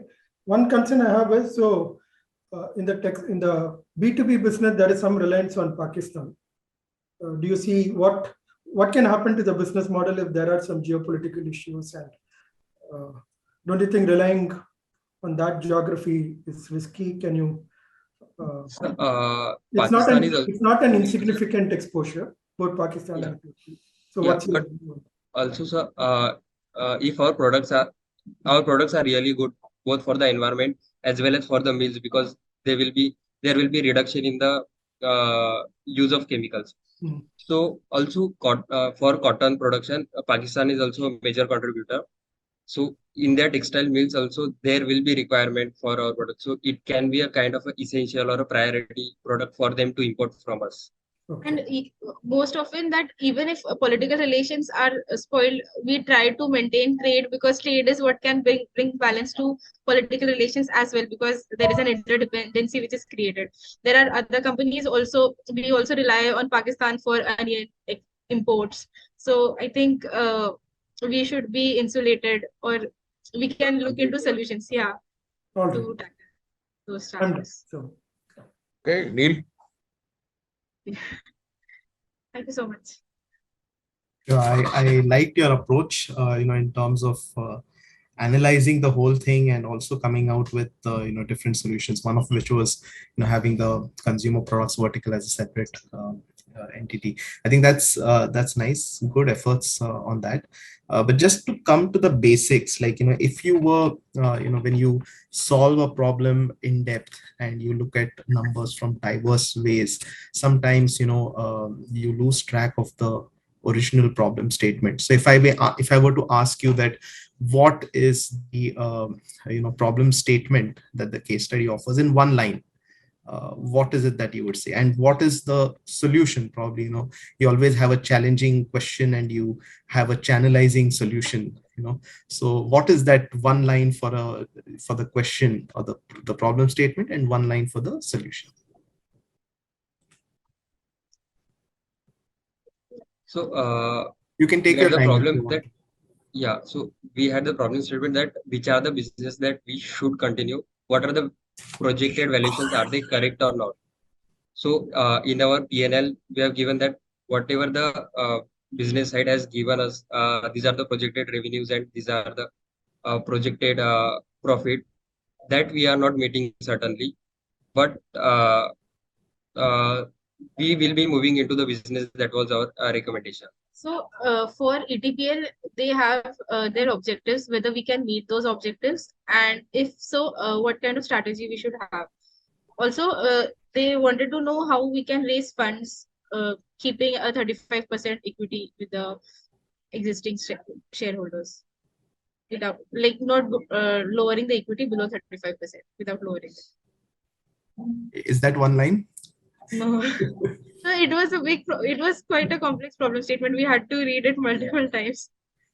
Okay. And actually, I had a suggestion for the team as well. If we could have one session where concerns or questions regarding the case studies could be addressed before the final presentation, that would have been amazing. So that some questions can be addressed.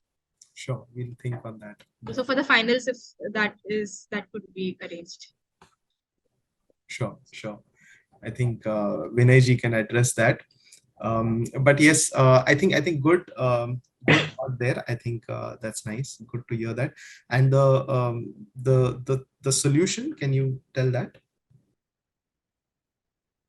Yeah. So sir, the projections we will Just not be meeting. line, just one line. Yes, sir. We will not be meeting the projections given by the business head about the 125 crore EBITDA in the first year and 12.5 crore PAT. But certainly we will be moving into the businesses. That is what we have come to the solution. Not the complete businesses, but part of the countries like the Pakistan, Turkey, etc. Okay, I get it. Thanks a lot for that. And over to you, SKG. Yeah, good presentation. Very well handled all the questions that were put forth through. You knew how to handle it, including the political situation of Pakistan. It was very nicely handled. I really appreciate the way you guys handled that. I have just one question. It is not anything to do. It's already Arias and Neil has already said that the company wanted to have a separate entity, but still, why a separate entity? Why not use the existing customer base and the existing brand and then try to build on that? I mean, did you think about it? What could be the hitch there? So when we have a spin-off from the previous, like from a parent company, it becomes more attractive for investors and strategic investors to invest. And for us, a major growth area is consumer products division, as we are seeing like above 100, like doubling of business in 5 years. So if we have it, we can focus our energy and strategies separately. Those will not be diverted in both the entities. So it will need a different approach. Yeah. So that if that answers your question, or was it your question something different? No. It's fair enough. Understood that. But when you are making a presentation to a board, be careful at what you're stating. When you're talking about consumer product, when you're doing that, you made a statement by saying that in the consumer product, their knowledge is not there. People existing guys do not have the knowledge about that. That's a very dangerous statement you make. Yes, right? Because we are into B2B business. The board is not trying to move to consumer product because they know about it. Right. They want to find out whether the viability is. That's all. Right? You repeat it more than 2 or 3 times. So you have to be very, very careful. And one slip is fine, but 2 or 3 times you're kind of making it very powerfully by saying you guys don't have the knowledge. So be very, very careful when you're talking to a board on that. And also slides, specifically the financial slide which you had in the last, not the Excel, I'm talking the other slide. Please do a spell check because there are some errors which also would. This is all only suggestions, so that you can just work on that going forward, right? And as you requested, I will like what needs will request Vinay, and we'll ask the person who created the case study, Mr. Vishwadeep from IMA, to maybe address you guys and see whether he can address your questions, any queries you have. Yes, sir. Thank you so much. Thank you. Wish you guys all the best. Thank you. Did you get to see a video which may have been sent to you by Vishwadeep Koila on how to crack a case, how to solve a case? Yes. Yes, sir. But actually we had questions only on the P&L projections of this and the market growth, etc. So the questions were regarding this case study and not how we should approach. So it is a very generic solution which can be applied to any case study. But we wanted to ask questions which are relating to why certain areas in the balance sheet have been mentioned in the way they were. Okay. Right. So why don't you put down your questions and I'll get Vishy to answer you. He's traveling right now. He's traveling right now. So whoever's coordinating with you, Vishnu or Priya, you send a mail. Yes, sir. With your questions, and I'll forward it to Vishwadeep and ask him to answer your queries. Right, sir.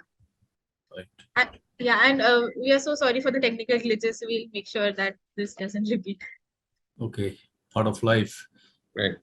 So you entered B school with some WorkX, or are you fresh out of fresh graduates? I have a 1-year experience before joining college. Okay. I also have a 6-month experience. Okay, before joining, which areas did you work in? I worked in digital marketing. And I worked in IT.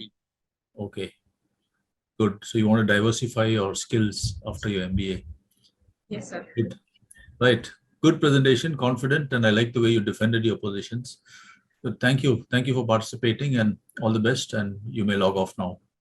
Thank you so much. You guys all the best. Thank you, Team 3. We have a special educational AV from Aditya Birla Sun Life Mutual Fund. Nivesh Fables presents Choose Your Advisor Wisely. There were 2 rabbits. Willy was the wise one, and Fred was not so wise. They were walking through a field and came upon 2 carrots. Fred excitedly rushed and picked up a carrot, but it was smaller than it looked. He was confused, so Willy said, "Judging a carrot by its leaves is not the right way." After walking for some time, they came across another set of carrots. This time, Willy chose the carrot first. Fred thought, "How come the carrot with smaller leaves is small?" Willy replied, "I do not judge a carrot by its leaves." For the 3rd time, they found 2 carrots again. Willy pulled out 1 carrot and offered it to his friend. Fred was still confused and said, "I don't know how you do it, but I guess you're just smarter than me." "Fred, I may have the wisdom, but I share it with others and help them benefit from it too. You're my friend, you trust me, and I want you to have this carrot." In real life, while making investment decisions, don't we all look for an advisor like Willy, who wouldn't just look at the leaves superfluously, but analyze, inspect, understand the investments thoroughly, and suggest the right one for us? someone who we can trust our hard-earned money with. As they say, if you look for a financial advisor, look for someone with the heart of a teacher and the soul of a friend. Have you found yours? An investor education and awareness initiative of Aditya Birla Sun Life Mutual Fund. Mutual fund investments are subject to market risks. Read all scheme-related documents carefully. Now I invite Team 4 to present their case solution. Good morning, board members. Today, this is Anshul Gupta, along with other board members, Aditya Kiranwadi and Pratik Solanki. We have gathered here to charter the 5-year plan for our company, Envirotech, to discuss what products should we cater to in which market, so that we are able to achieve the objectives that we have set for the 5-year horizon. Next slide. So the points of discussion for today's meeting will be whether our company will be able to achieve the expected and the objective that the target we have set, that is the top line revenue and the EBITDA in the 5 years.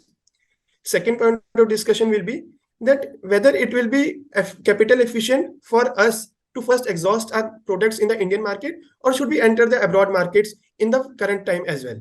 Second, to fuel our growth or to have the funding required to achieve our future objectives, whether we should be looking into the financial investors or the strategic investors, which will be better for a company in the longer term.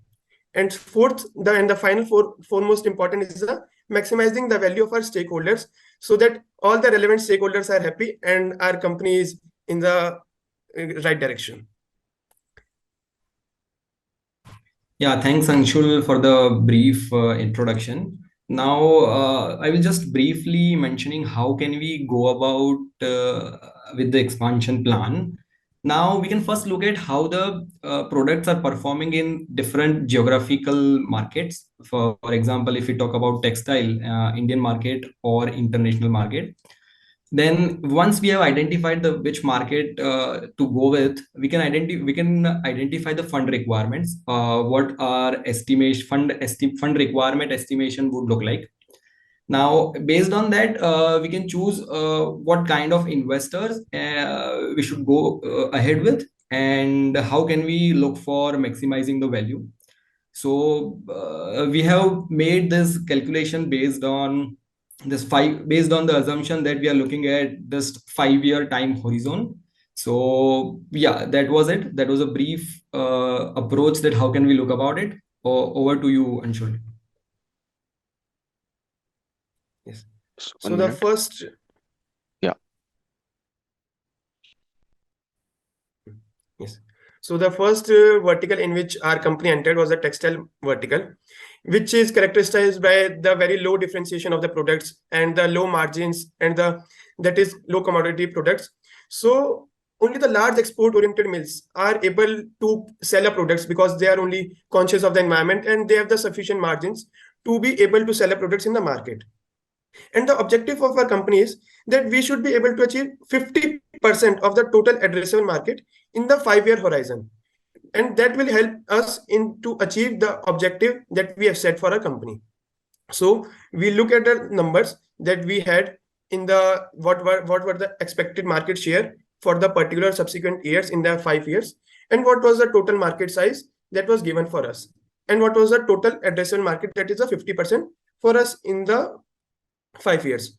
So by looking at the numbers, by the revenue and the EBITDA, we found out that the Indian market, Bangladesh market, Malaysia and Indonesia combined, and the Pakistan and the Turkey, these 4 combined markets are the markets in which we will have the positive EBITDA. That is, we will be making profits in these 4 markets, suspect to other particular constraints as well.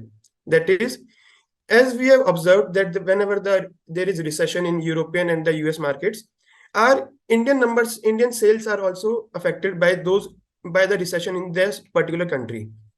Plus, sorry if my board member Aditya Vadi is disconnected. Please excuse us for a minute.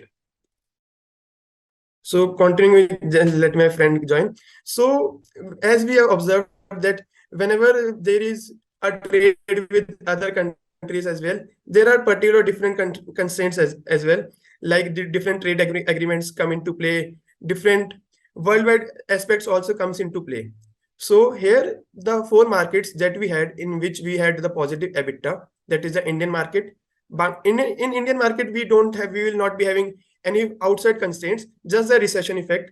And that will not be of much because we will be taking in the 5 years horizon and the future growth as well. So the other market, that is Pakistan in particular, will have the other effects, like we will not be having, we not currently not have so good relations with the concerned member. So that particular aspect will also have effect on our sales numbers and how our sales will be performing if we try to enter that particular international market, that is the Pakistan. And the Bangladesh numbers are likely to increase. So wait a minute. Yes. Sorry Thank for you, the Aditya, for joining back. Yes. So yes. And the other market, that is the Bangladesh market. So as we are seeing currently observing the recession in the Sri Lankan market, so that will have a positive impact on the Bangladesh market, that we will be our sales will be diverting from the Sri Lankan market to the Bangladesh market. So the question is the Indian market or international market. So we can have, as we are observing the positive EBITDA in all those 4 markets, we can target international markets as well and the Indian market as well. Over to you, Aditya. Yeah. So the second vertical in which our company operates is the pulp and paper vertical. So it was started in the year 2018 and it is currently a 90,000 crores market and growing at a steady rate of 3 to 4%. So we had introduced a novel product in the pulp and paper vertical, which was quickly adopted by the industry, and it basically reduced cost and improved the quality. And there are like our product mix currently is consists of 50% of drop-in products and 50% of first time products. And if we look at the vertical currently, so this is currently in the nascent stage, and the company is currently not looking at the European and American markets immediately. And another feature is that the orders are performance based, and we basically supply these chemicals to the larger mills, and they give the contracts based on the performance of the products. So currently our 25% potential is exhausted of our current products. So still there is scope for us to use the value of our current products. So we have around 5 products in the paper and pulp vertical, and our total addressable market here is around 14,400 crores. And looking at the before introducing new products, we should also look at what all challenges we can face in the pulp and paper vertical. Basically, the variability in R&D. So the raw material quality keeps on changing. So before introducing new products, we should look at all these challenges as well. And looking from the exhibits given in the case, so we have analyzed and calculated the EBITDA for each country for the given years for the 5-year projected horizon. And as you can see from the chart that only the Indian market is currently EBITDA positive, rest all are EBITDA negative. So even if we enter these markets, the margin is so low that it will not be able to cover our fixed cost in the given time horizon. In the long term, we can look at expanding to these markets once we are sure that we'll get a reasonable market share and which will be able to cover our fixed costs. So the answer for this slide is that we should currently look at the Indian markets in the pulp and paper vertical. So the next slide is the next vertical which we have is the consumer products vertical. So this was recently launched in the year 2021. We have 6 products catering to the household market, and basically we have a Green Pro certification which certifies that our products are eco-friendly, and that is our USP basically, that we have a very good mix of eco-friendly products. And initially the sales grew at around 6 lakhs per month, but they have declined they have at a stagnant stage currently. And another feature of our products is that it's only 15 to 20% costlier than the non-eco-friendly products. Whereas from the competition side, they are usually priced around 2x that of the non-eco-friendly products. So we have an advantage of price in the consumer products vertical. So this market is currently a 60,000 crore market, and it's currently very rapidly growing. And we have initially launched our products in the online segment first, partnering with Amazon and Flipkart, and later we moved on to the organic plus modern trade. Initially, we started with a store in Chennai, and then we are looking to expand in the next 5 to 7 years to around 8,000 stores by 2027. And according to like the major issues currently faced in the consumer products is that there is very low awareness in the market in the consumer space about the benefits of these eco-friendly products.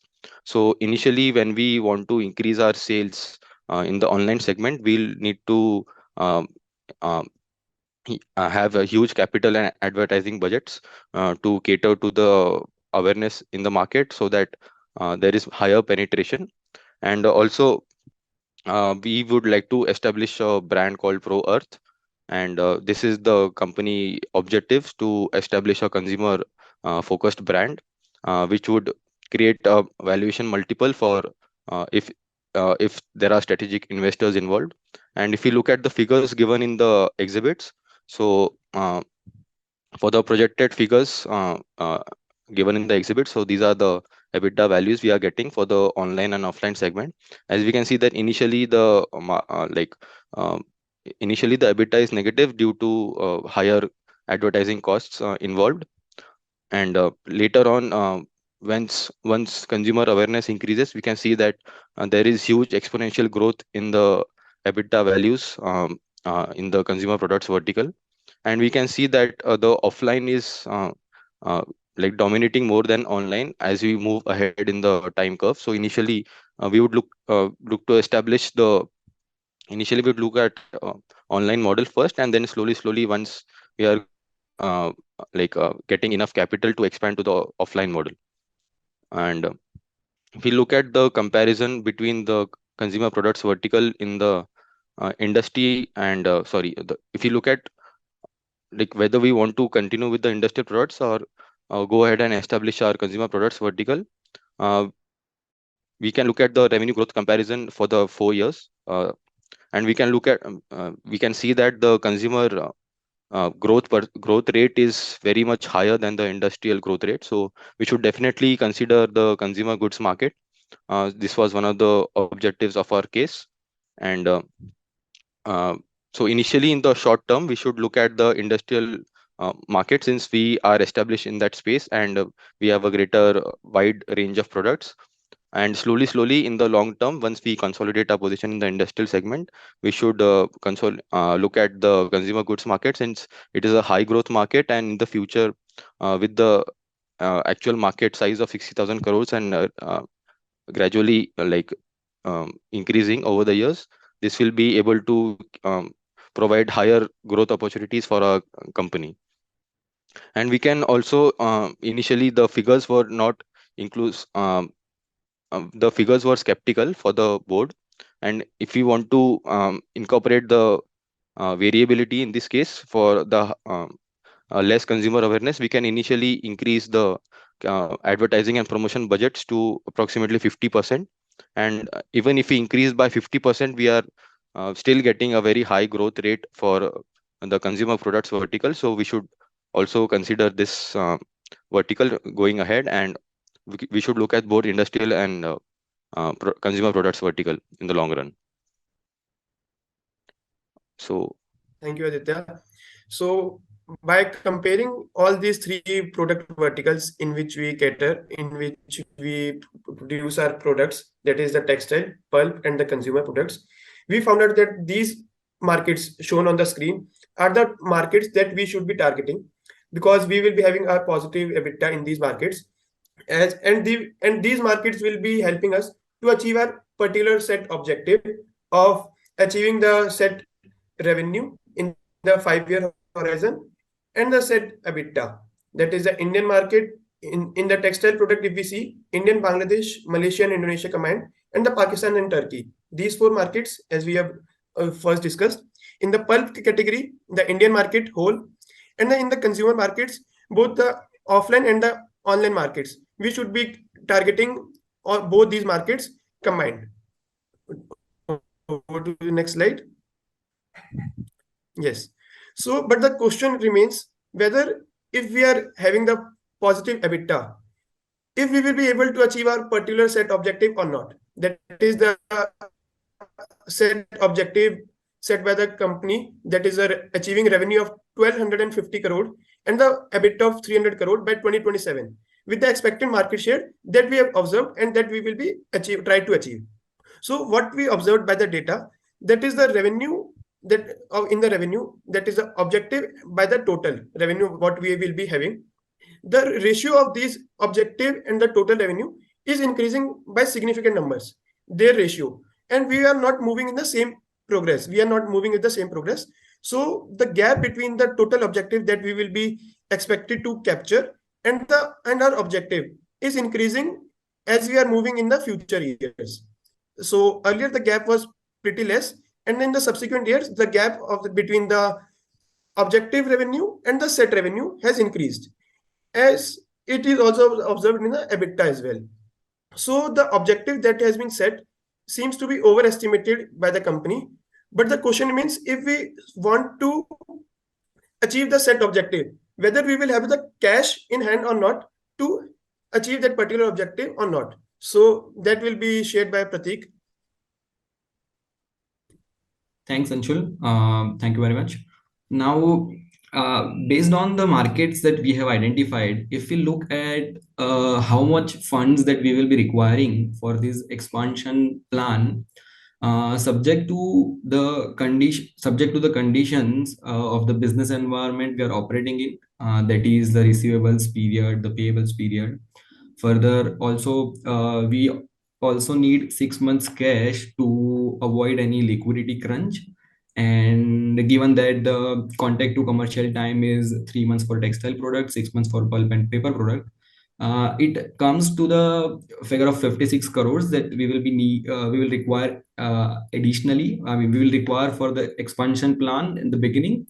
However, in order to tackle uncertainties that can come up in future, we can give 20% margin. Then the fund estimation will go to 70 crores. So this is the figure that we are looking for at INR 70 crores initially. Now, if we look about the cash flows, our cash flow will be firstly positive in March 2025. So although the EBITDA will be positive from 2024, it will take time to get the positive cash flows in the light of the credit period of suppliers and customers. If you look at the bar graph, from 2024 onwards, we have positive cash flows till 2027. However, since our requirement is 70 crores, and if you look at the current shareholding pattern and the sourcing options, we don't have much loaded funding options because of the fact that company just turned EBITDA positive. Now, promoters and ESOP holders can dilute only to 35% from their current stake of 48%. This brings us to the fact that only 13% of the shareholding can be diluted. If we dilute the 13% shareholding, it will raise 32.5 crores at the current multiple, which is current revenue. I mean, we can say EV revenue multiple of 5. We can raise 32.5 crores from financial investors and 26 crores from strategic investors. Now, this leads us to a question that which source should we look for, whether financial investor or strategic investor. So if you move on to the next slide, what are the benefits of having strategic investor vis-a-vis financial investor? Now, if we go with the strategic investor, initial valuation would be low since they are demanding 20% low. They are offering us 20% lower valuation. However, the benefits are that it will give us stability in terms of fund requirement in future, since we need 70 crores here in this case, and we are only getting 32.5 crores even in case of financial investors. The gap can be bridged in terms of loan from strategic investors. That option can be looked for. Also, if you are planning to go for international market in textile products, that is Bangladesh, Indonesia, Turkey, Pakistan, then infrastructure support can also be provided by the strategic investors since they have the distribution set up there. Also, if the ProVerse product is established, the multiple will be increasing to 3 times. So this leads to achievement of a good objective of value maximization. If we are able to establish the ProVerse product, then it will give us the valuation of 3x. So if we look into the valuation amount for a projected revenue of 518 crores for 2027, we will be having a valuation of 12x. So this leads us to 6212 in case the ProVerse is not established. If ProVerse is established, it will lead us to a fact that it will be 12423. Now, vis-a-vis, if we go for financial investor, the higher valuation they are providing initially. However, the gap, how to gap the bridge will be still questionable because we need the excess funds as of now. So as far as the current question is concerned, if what the recommendation would be that if we are able to establish the ProVerse, or even if we are not established the ProVerse product, considering the fund requirement that we have, that is 70 crores vis-a-vis the 32.5 crores that financial investors can bring in, we should go ahead with the strategic investors so that it will give us financial stability as well as value maximization subject to the condition that ProVerse is established. Yeah, over to you, Aditya. Yeah, so thank you, my colleagues, Pratik and Anshul. So from the discussion just summarized, we can do a case summary based on the objective of the company. So the objective revenue and EBITDA figures, as we have analyzed, do not seem to be achievable with the given case facts as given in the exhibits in the case. And second point is that it will be more capital efficient to exhaust the Indian markets first in the industrial good vertical, both in the textile and the pulp and paper. As we can see that in the Indian markets, the EBITDA is positive for all the years. And we can look at international markets at a later stage. And third point is that we should look at consolidating the industrial and we should look at both industrial and consumer goods products. In the short term, we should consolidate our industrial goods position and slowly build our consumer business ProEarth in the long term, since like a user adoption might increase, and when people are more aware, the consumer goods market might take off, and we can expect exponential growth in the coming years. And the final point of from which investors should we raise the fund, we should go ahead with the strategic investors, since it maximizes our stakeholder values when ProEarth is established, and also ensures fund stability and availability. And also, since strategic investors would be partnering with us in the long run, it will also build user confidence that this company is looking for long-term growth. And yeah, so this is all our brief case summary.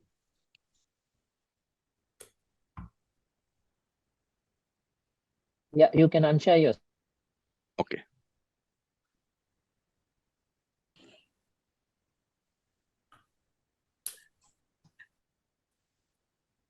A good presentation, detailed one. I leave to Hari to start with. And then can you just show me two of your slides again? One is the one where you had the revenue and EBITDA charts. Objective. Yeah. What Yes. can be? Yes, sir. 1 minute.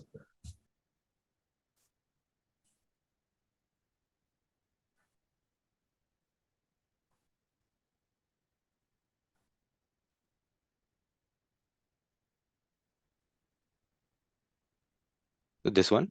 Yeah, this one. Okay. I'm not able to see the just 1 sec. So what is the EBITDA number you have for FY27? I'm not able to see it clearly, actually. So 195 is the target, like 300 is the target, and what we are able to achieve from the exhibits is 195 crores. Okay, 195 crores out of 1250 crore of revenue, right? Yeah. No, sorry, sir. Out of 356 crores of revenue. Okay, 356 crore of revenue. Yeah. Okay. And then can you show me your valuation chart again? So I'm not able to see the right part actually because the video is blocking. Let me just move it. Let's see. Yeah, just a sec. Okay, so you're saying revenue multiple is 4 to 8x. So this 4 to 8x is the multiple you're So seeing basically, when it is a range that we are providing. So basically, 4x is the projected for 2022 Okay. because the strategic investors are providing 20% less valuation. Okay. And over a period of 5 years, the 8x would be an estimation. Okay, all right. And don't you think you can bargain a higher revenue multiple at early stage than at a later stage actually by selling the concept, by convincing the strategic investor on the potential for the product, because it's still early stages. So don't you think the revenue multiple should be higher in early stage than in 2020? So it can be higher, but since currently we are only operating in the industrial goods segment and the consumer vertical has just started, and since our maximum growth will be achieved in the consumer goods segment in the long run, so once we establish that our consumer goods segment consumer brand Pro Earth is established in the market and it is showing steady returns, then we can raise our valuations according to the projections given in the consumer goods segment. So currently, since we are not incorporating the value potential of the consumer goods segment, I think the strategic investors would not be inclined towards providing higher valuation at the current stage. But in the FY 23-24, once we get started with the our revenue increases in the consumer goods, then we can raise higher valuation. Okay, so see, the strategic investor knows you need money, right? Yes. He knows you need money, which is, so do you think the strategic investor is going to drive a harder bargain with you when you say, invest some, give me the rest as loan? He's going to say, no, I'm going to invest the rest or give me the rest in convertible debentures or something like that. And he's going to look at driving a hard bargain. What would be your response to that? Okay, so that was the option that we were also looking for when we identified that there is a bridge in there is a gap in the funds that we required and the current valuation at which the investors can provide funds. Basically, this 32.5 crores, 26 crores and 70 crores. So that was that I also mentioned during the slide that they can provide in the form of loans that can be in the form of CCD or NCDs. Currently promoters do not want to dilute their stake, but in future they might want to dilute their stake. I mean, so that is the one aspect we can look at. But at the same time, so yeah, this is the same. This is the thing that I wanted to share.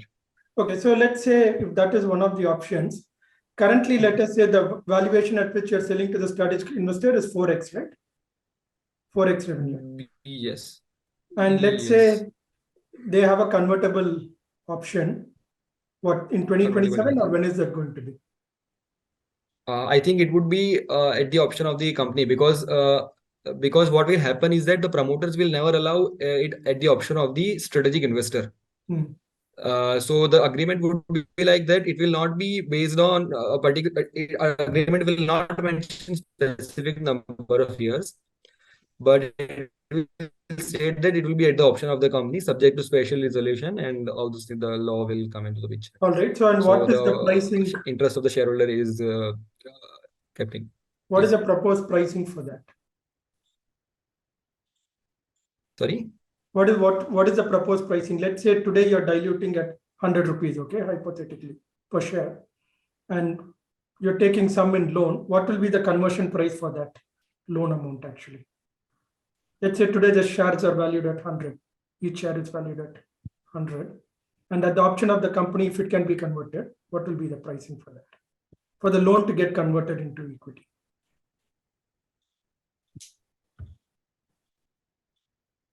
Also based on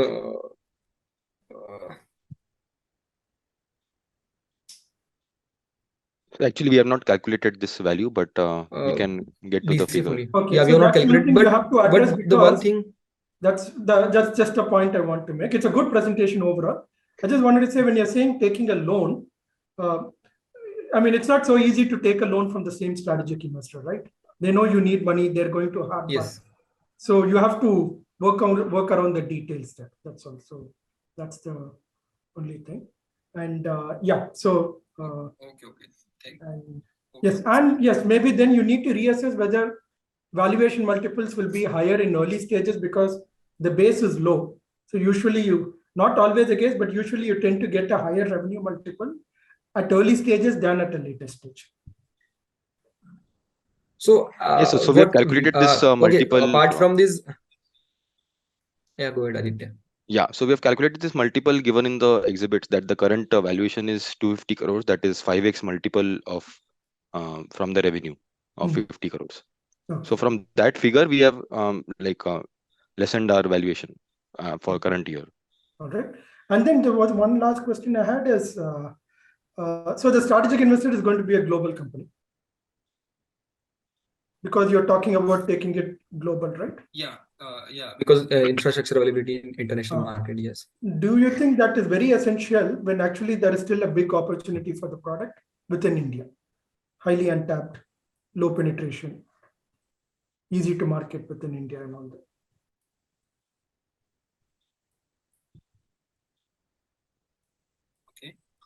So we can look at strategic. We can look at strategic investors in the textile segment, in which we have higher growth prospects in the global markets. And for the pulp and paper segment, since we have established that Indian market is currently favorable in the short term, we can look at international expansion in the long run. And the strategic investors, since they are present with the company in the long run, they can help us with that as well in the future. Okay, so you're saying your idea of a strategic investor was not a B2C company. It was not a consumer products company. Sir, for the strategic investors, we choose strategic investor tend to choose because for the financial investors also we were diluting our stake, but still we were not able to gather the required funds that we will be requiring. That is the 56 CR. So choosing a strategic investor was a financial decision as well as the tactical decision, because they will be helping us post 5 years as well, because as of now we have to dilute our stakes as given in the case. So why not just look beyond 5 years horizon as well? So strategic investors will be helping us in the shorter term and in the longer run as well. All right, fine. So thanks for the clarification. Nice effort. I'm done. Actually. Thank you, sir. Neil? Sure. I think great effort, team. Very clean presentation, I would say, and nicely made points and nicely handled the questions also. Two questions I have. One is, you spoke about the need in terms of all the verticals, industrial products as well as consumer products, and when it comes to R&D. For which vertical do you think your focus would be the highest, given the entire scenario in which the company is working on and the importance of R&D for the products? I think for the pulp and paper vertical, the R&D would be required, since currently we have only 5 products, and since it's a 90,000 crore market, and since our total addressable market consists of only 14,400 crores, in which we are looking at only pulp and fiber treatment and processing aids as our chemicals. We can diversify our product portfolio in other verticals as well in the pulp and chemical industry, such as binders and dyes and finishing also. That will also increase our number of products and our market share in the pulp and paper vertical. And since there is greater variability in the types of products in the pulp and paper vertical, greater amount of R&D I guess would be required here, so that we can diversify our portfolio and gain a greater market share, since the total addressable market is the largest among all the 3 verticals. Okay. So that is from a total addressable market. If you were to just give a follow-up question on this, is that if you're looking at it from a valuation perspective, what are your projected valuations, the objectives that you want to achieve, overall objectives? what is it that if you were to rethink on this, is there any other vertical that you would come up, or would you stick with paper and pulp?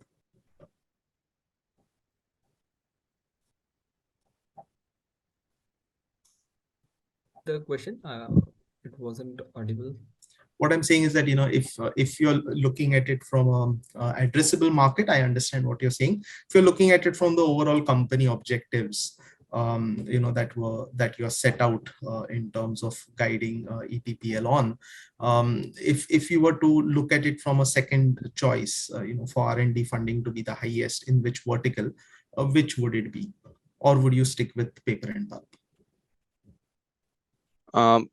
So if you look at the consumer products vertical, since already we have a greater USP in terms of price, since we are providing 15 to 20% only from the other competitors. So first we'll look at creating more awareness in the consumer goods rather than focusing on R&D.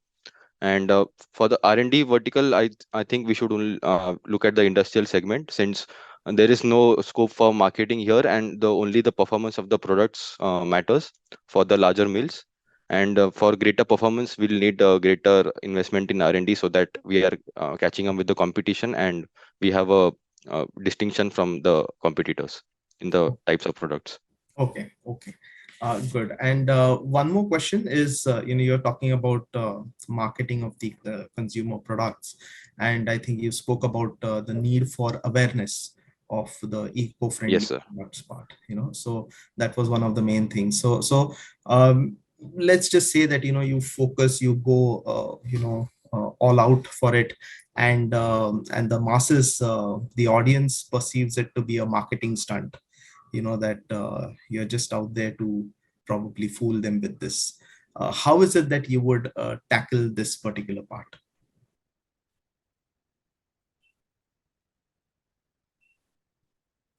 First and foremost, whenever a marketing strategy is taken out by any company, whenever they go all out, people tend to think that it's a gimmick, it's a marketing gimmick by a company. And since we are in the eco-friendly products, in consumer products, as we are catering in the Indian markets, people are not much aware. So they will be taking that as a fashion or a Gen Z like thing, because they will not be they will not be taking how they will be using our products, what's the utility of our products. So we have to tackle that in a very systematic manner, that what are the utilities of our products, how it will be beneficial for them in the future and as well, and for their generation, because where our products are chemical free, they will be, as due to the chemical intensive industries, more and more people tend to use chemical free products. So we have to tell the customers our product utility, how that will be beneficial for them. And it's not a marketing gimmick, it's a first of its kind products in the world, that because we are chemical free detergents, chemical free cleaner, which are not available in the Indian market. So that way we will adding be to this point, telling our utility to the customers. So first we'll need to build a credibility in the consumer goods segment, and we have also mentioned that we have obtained a Green Pro certification, which certifies that our products are eco-friendly. And initially, in the first initial years, we'll need to look at building credibility that our products are eco-friendly and they are not causing any harm to the consumers, and they are one of a kind. And so this is all the strategies we can use. Sure. Thanks team.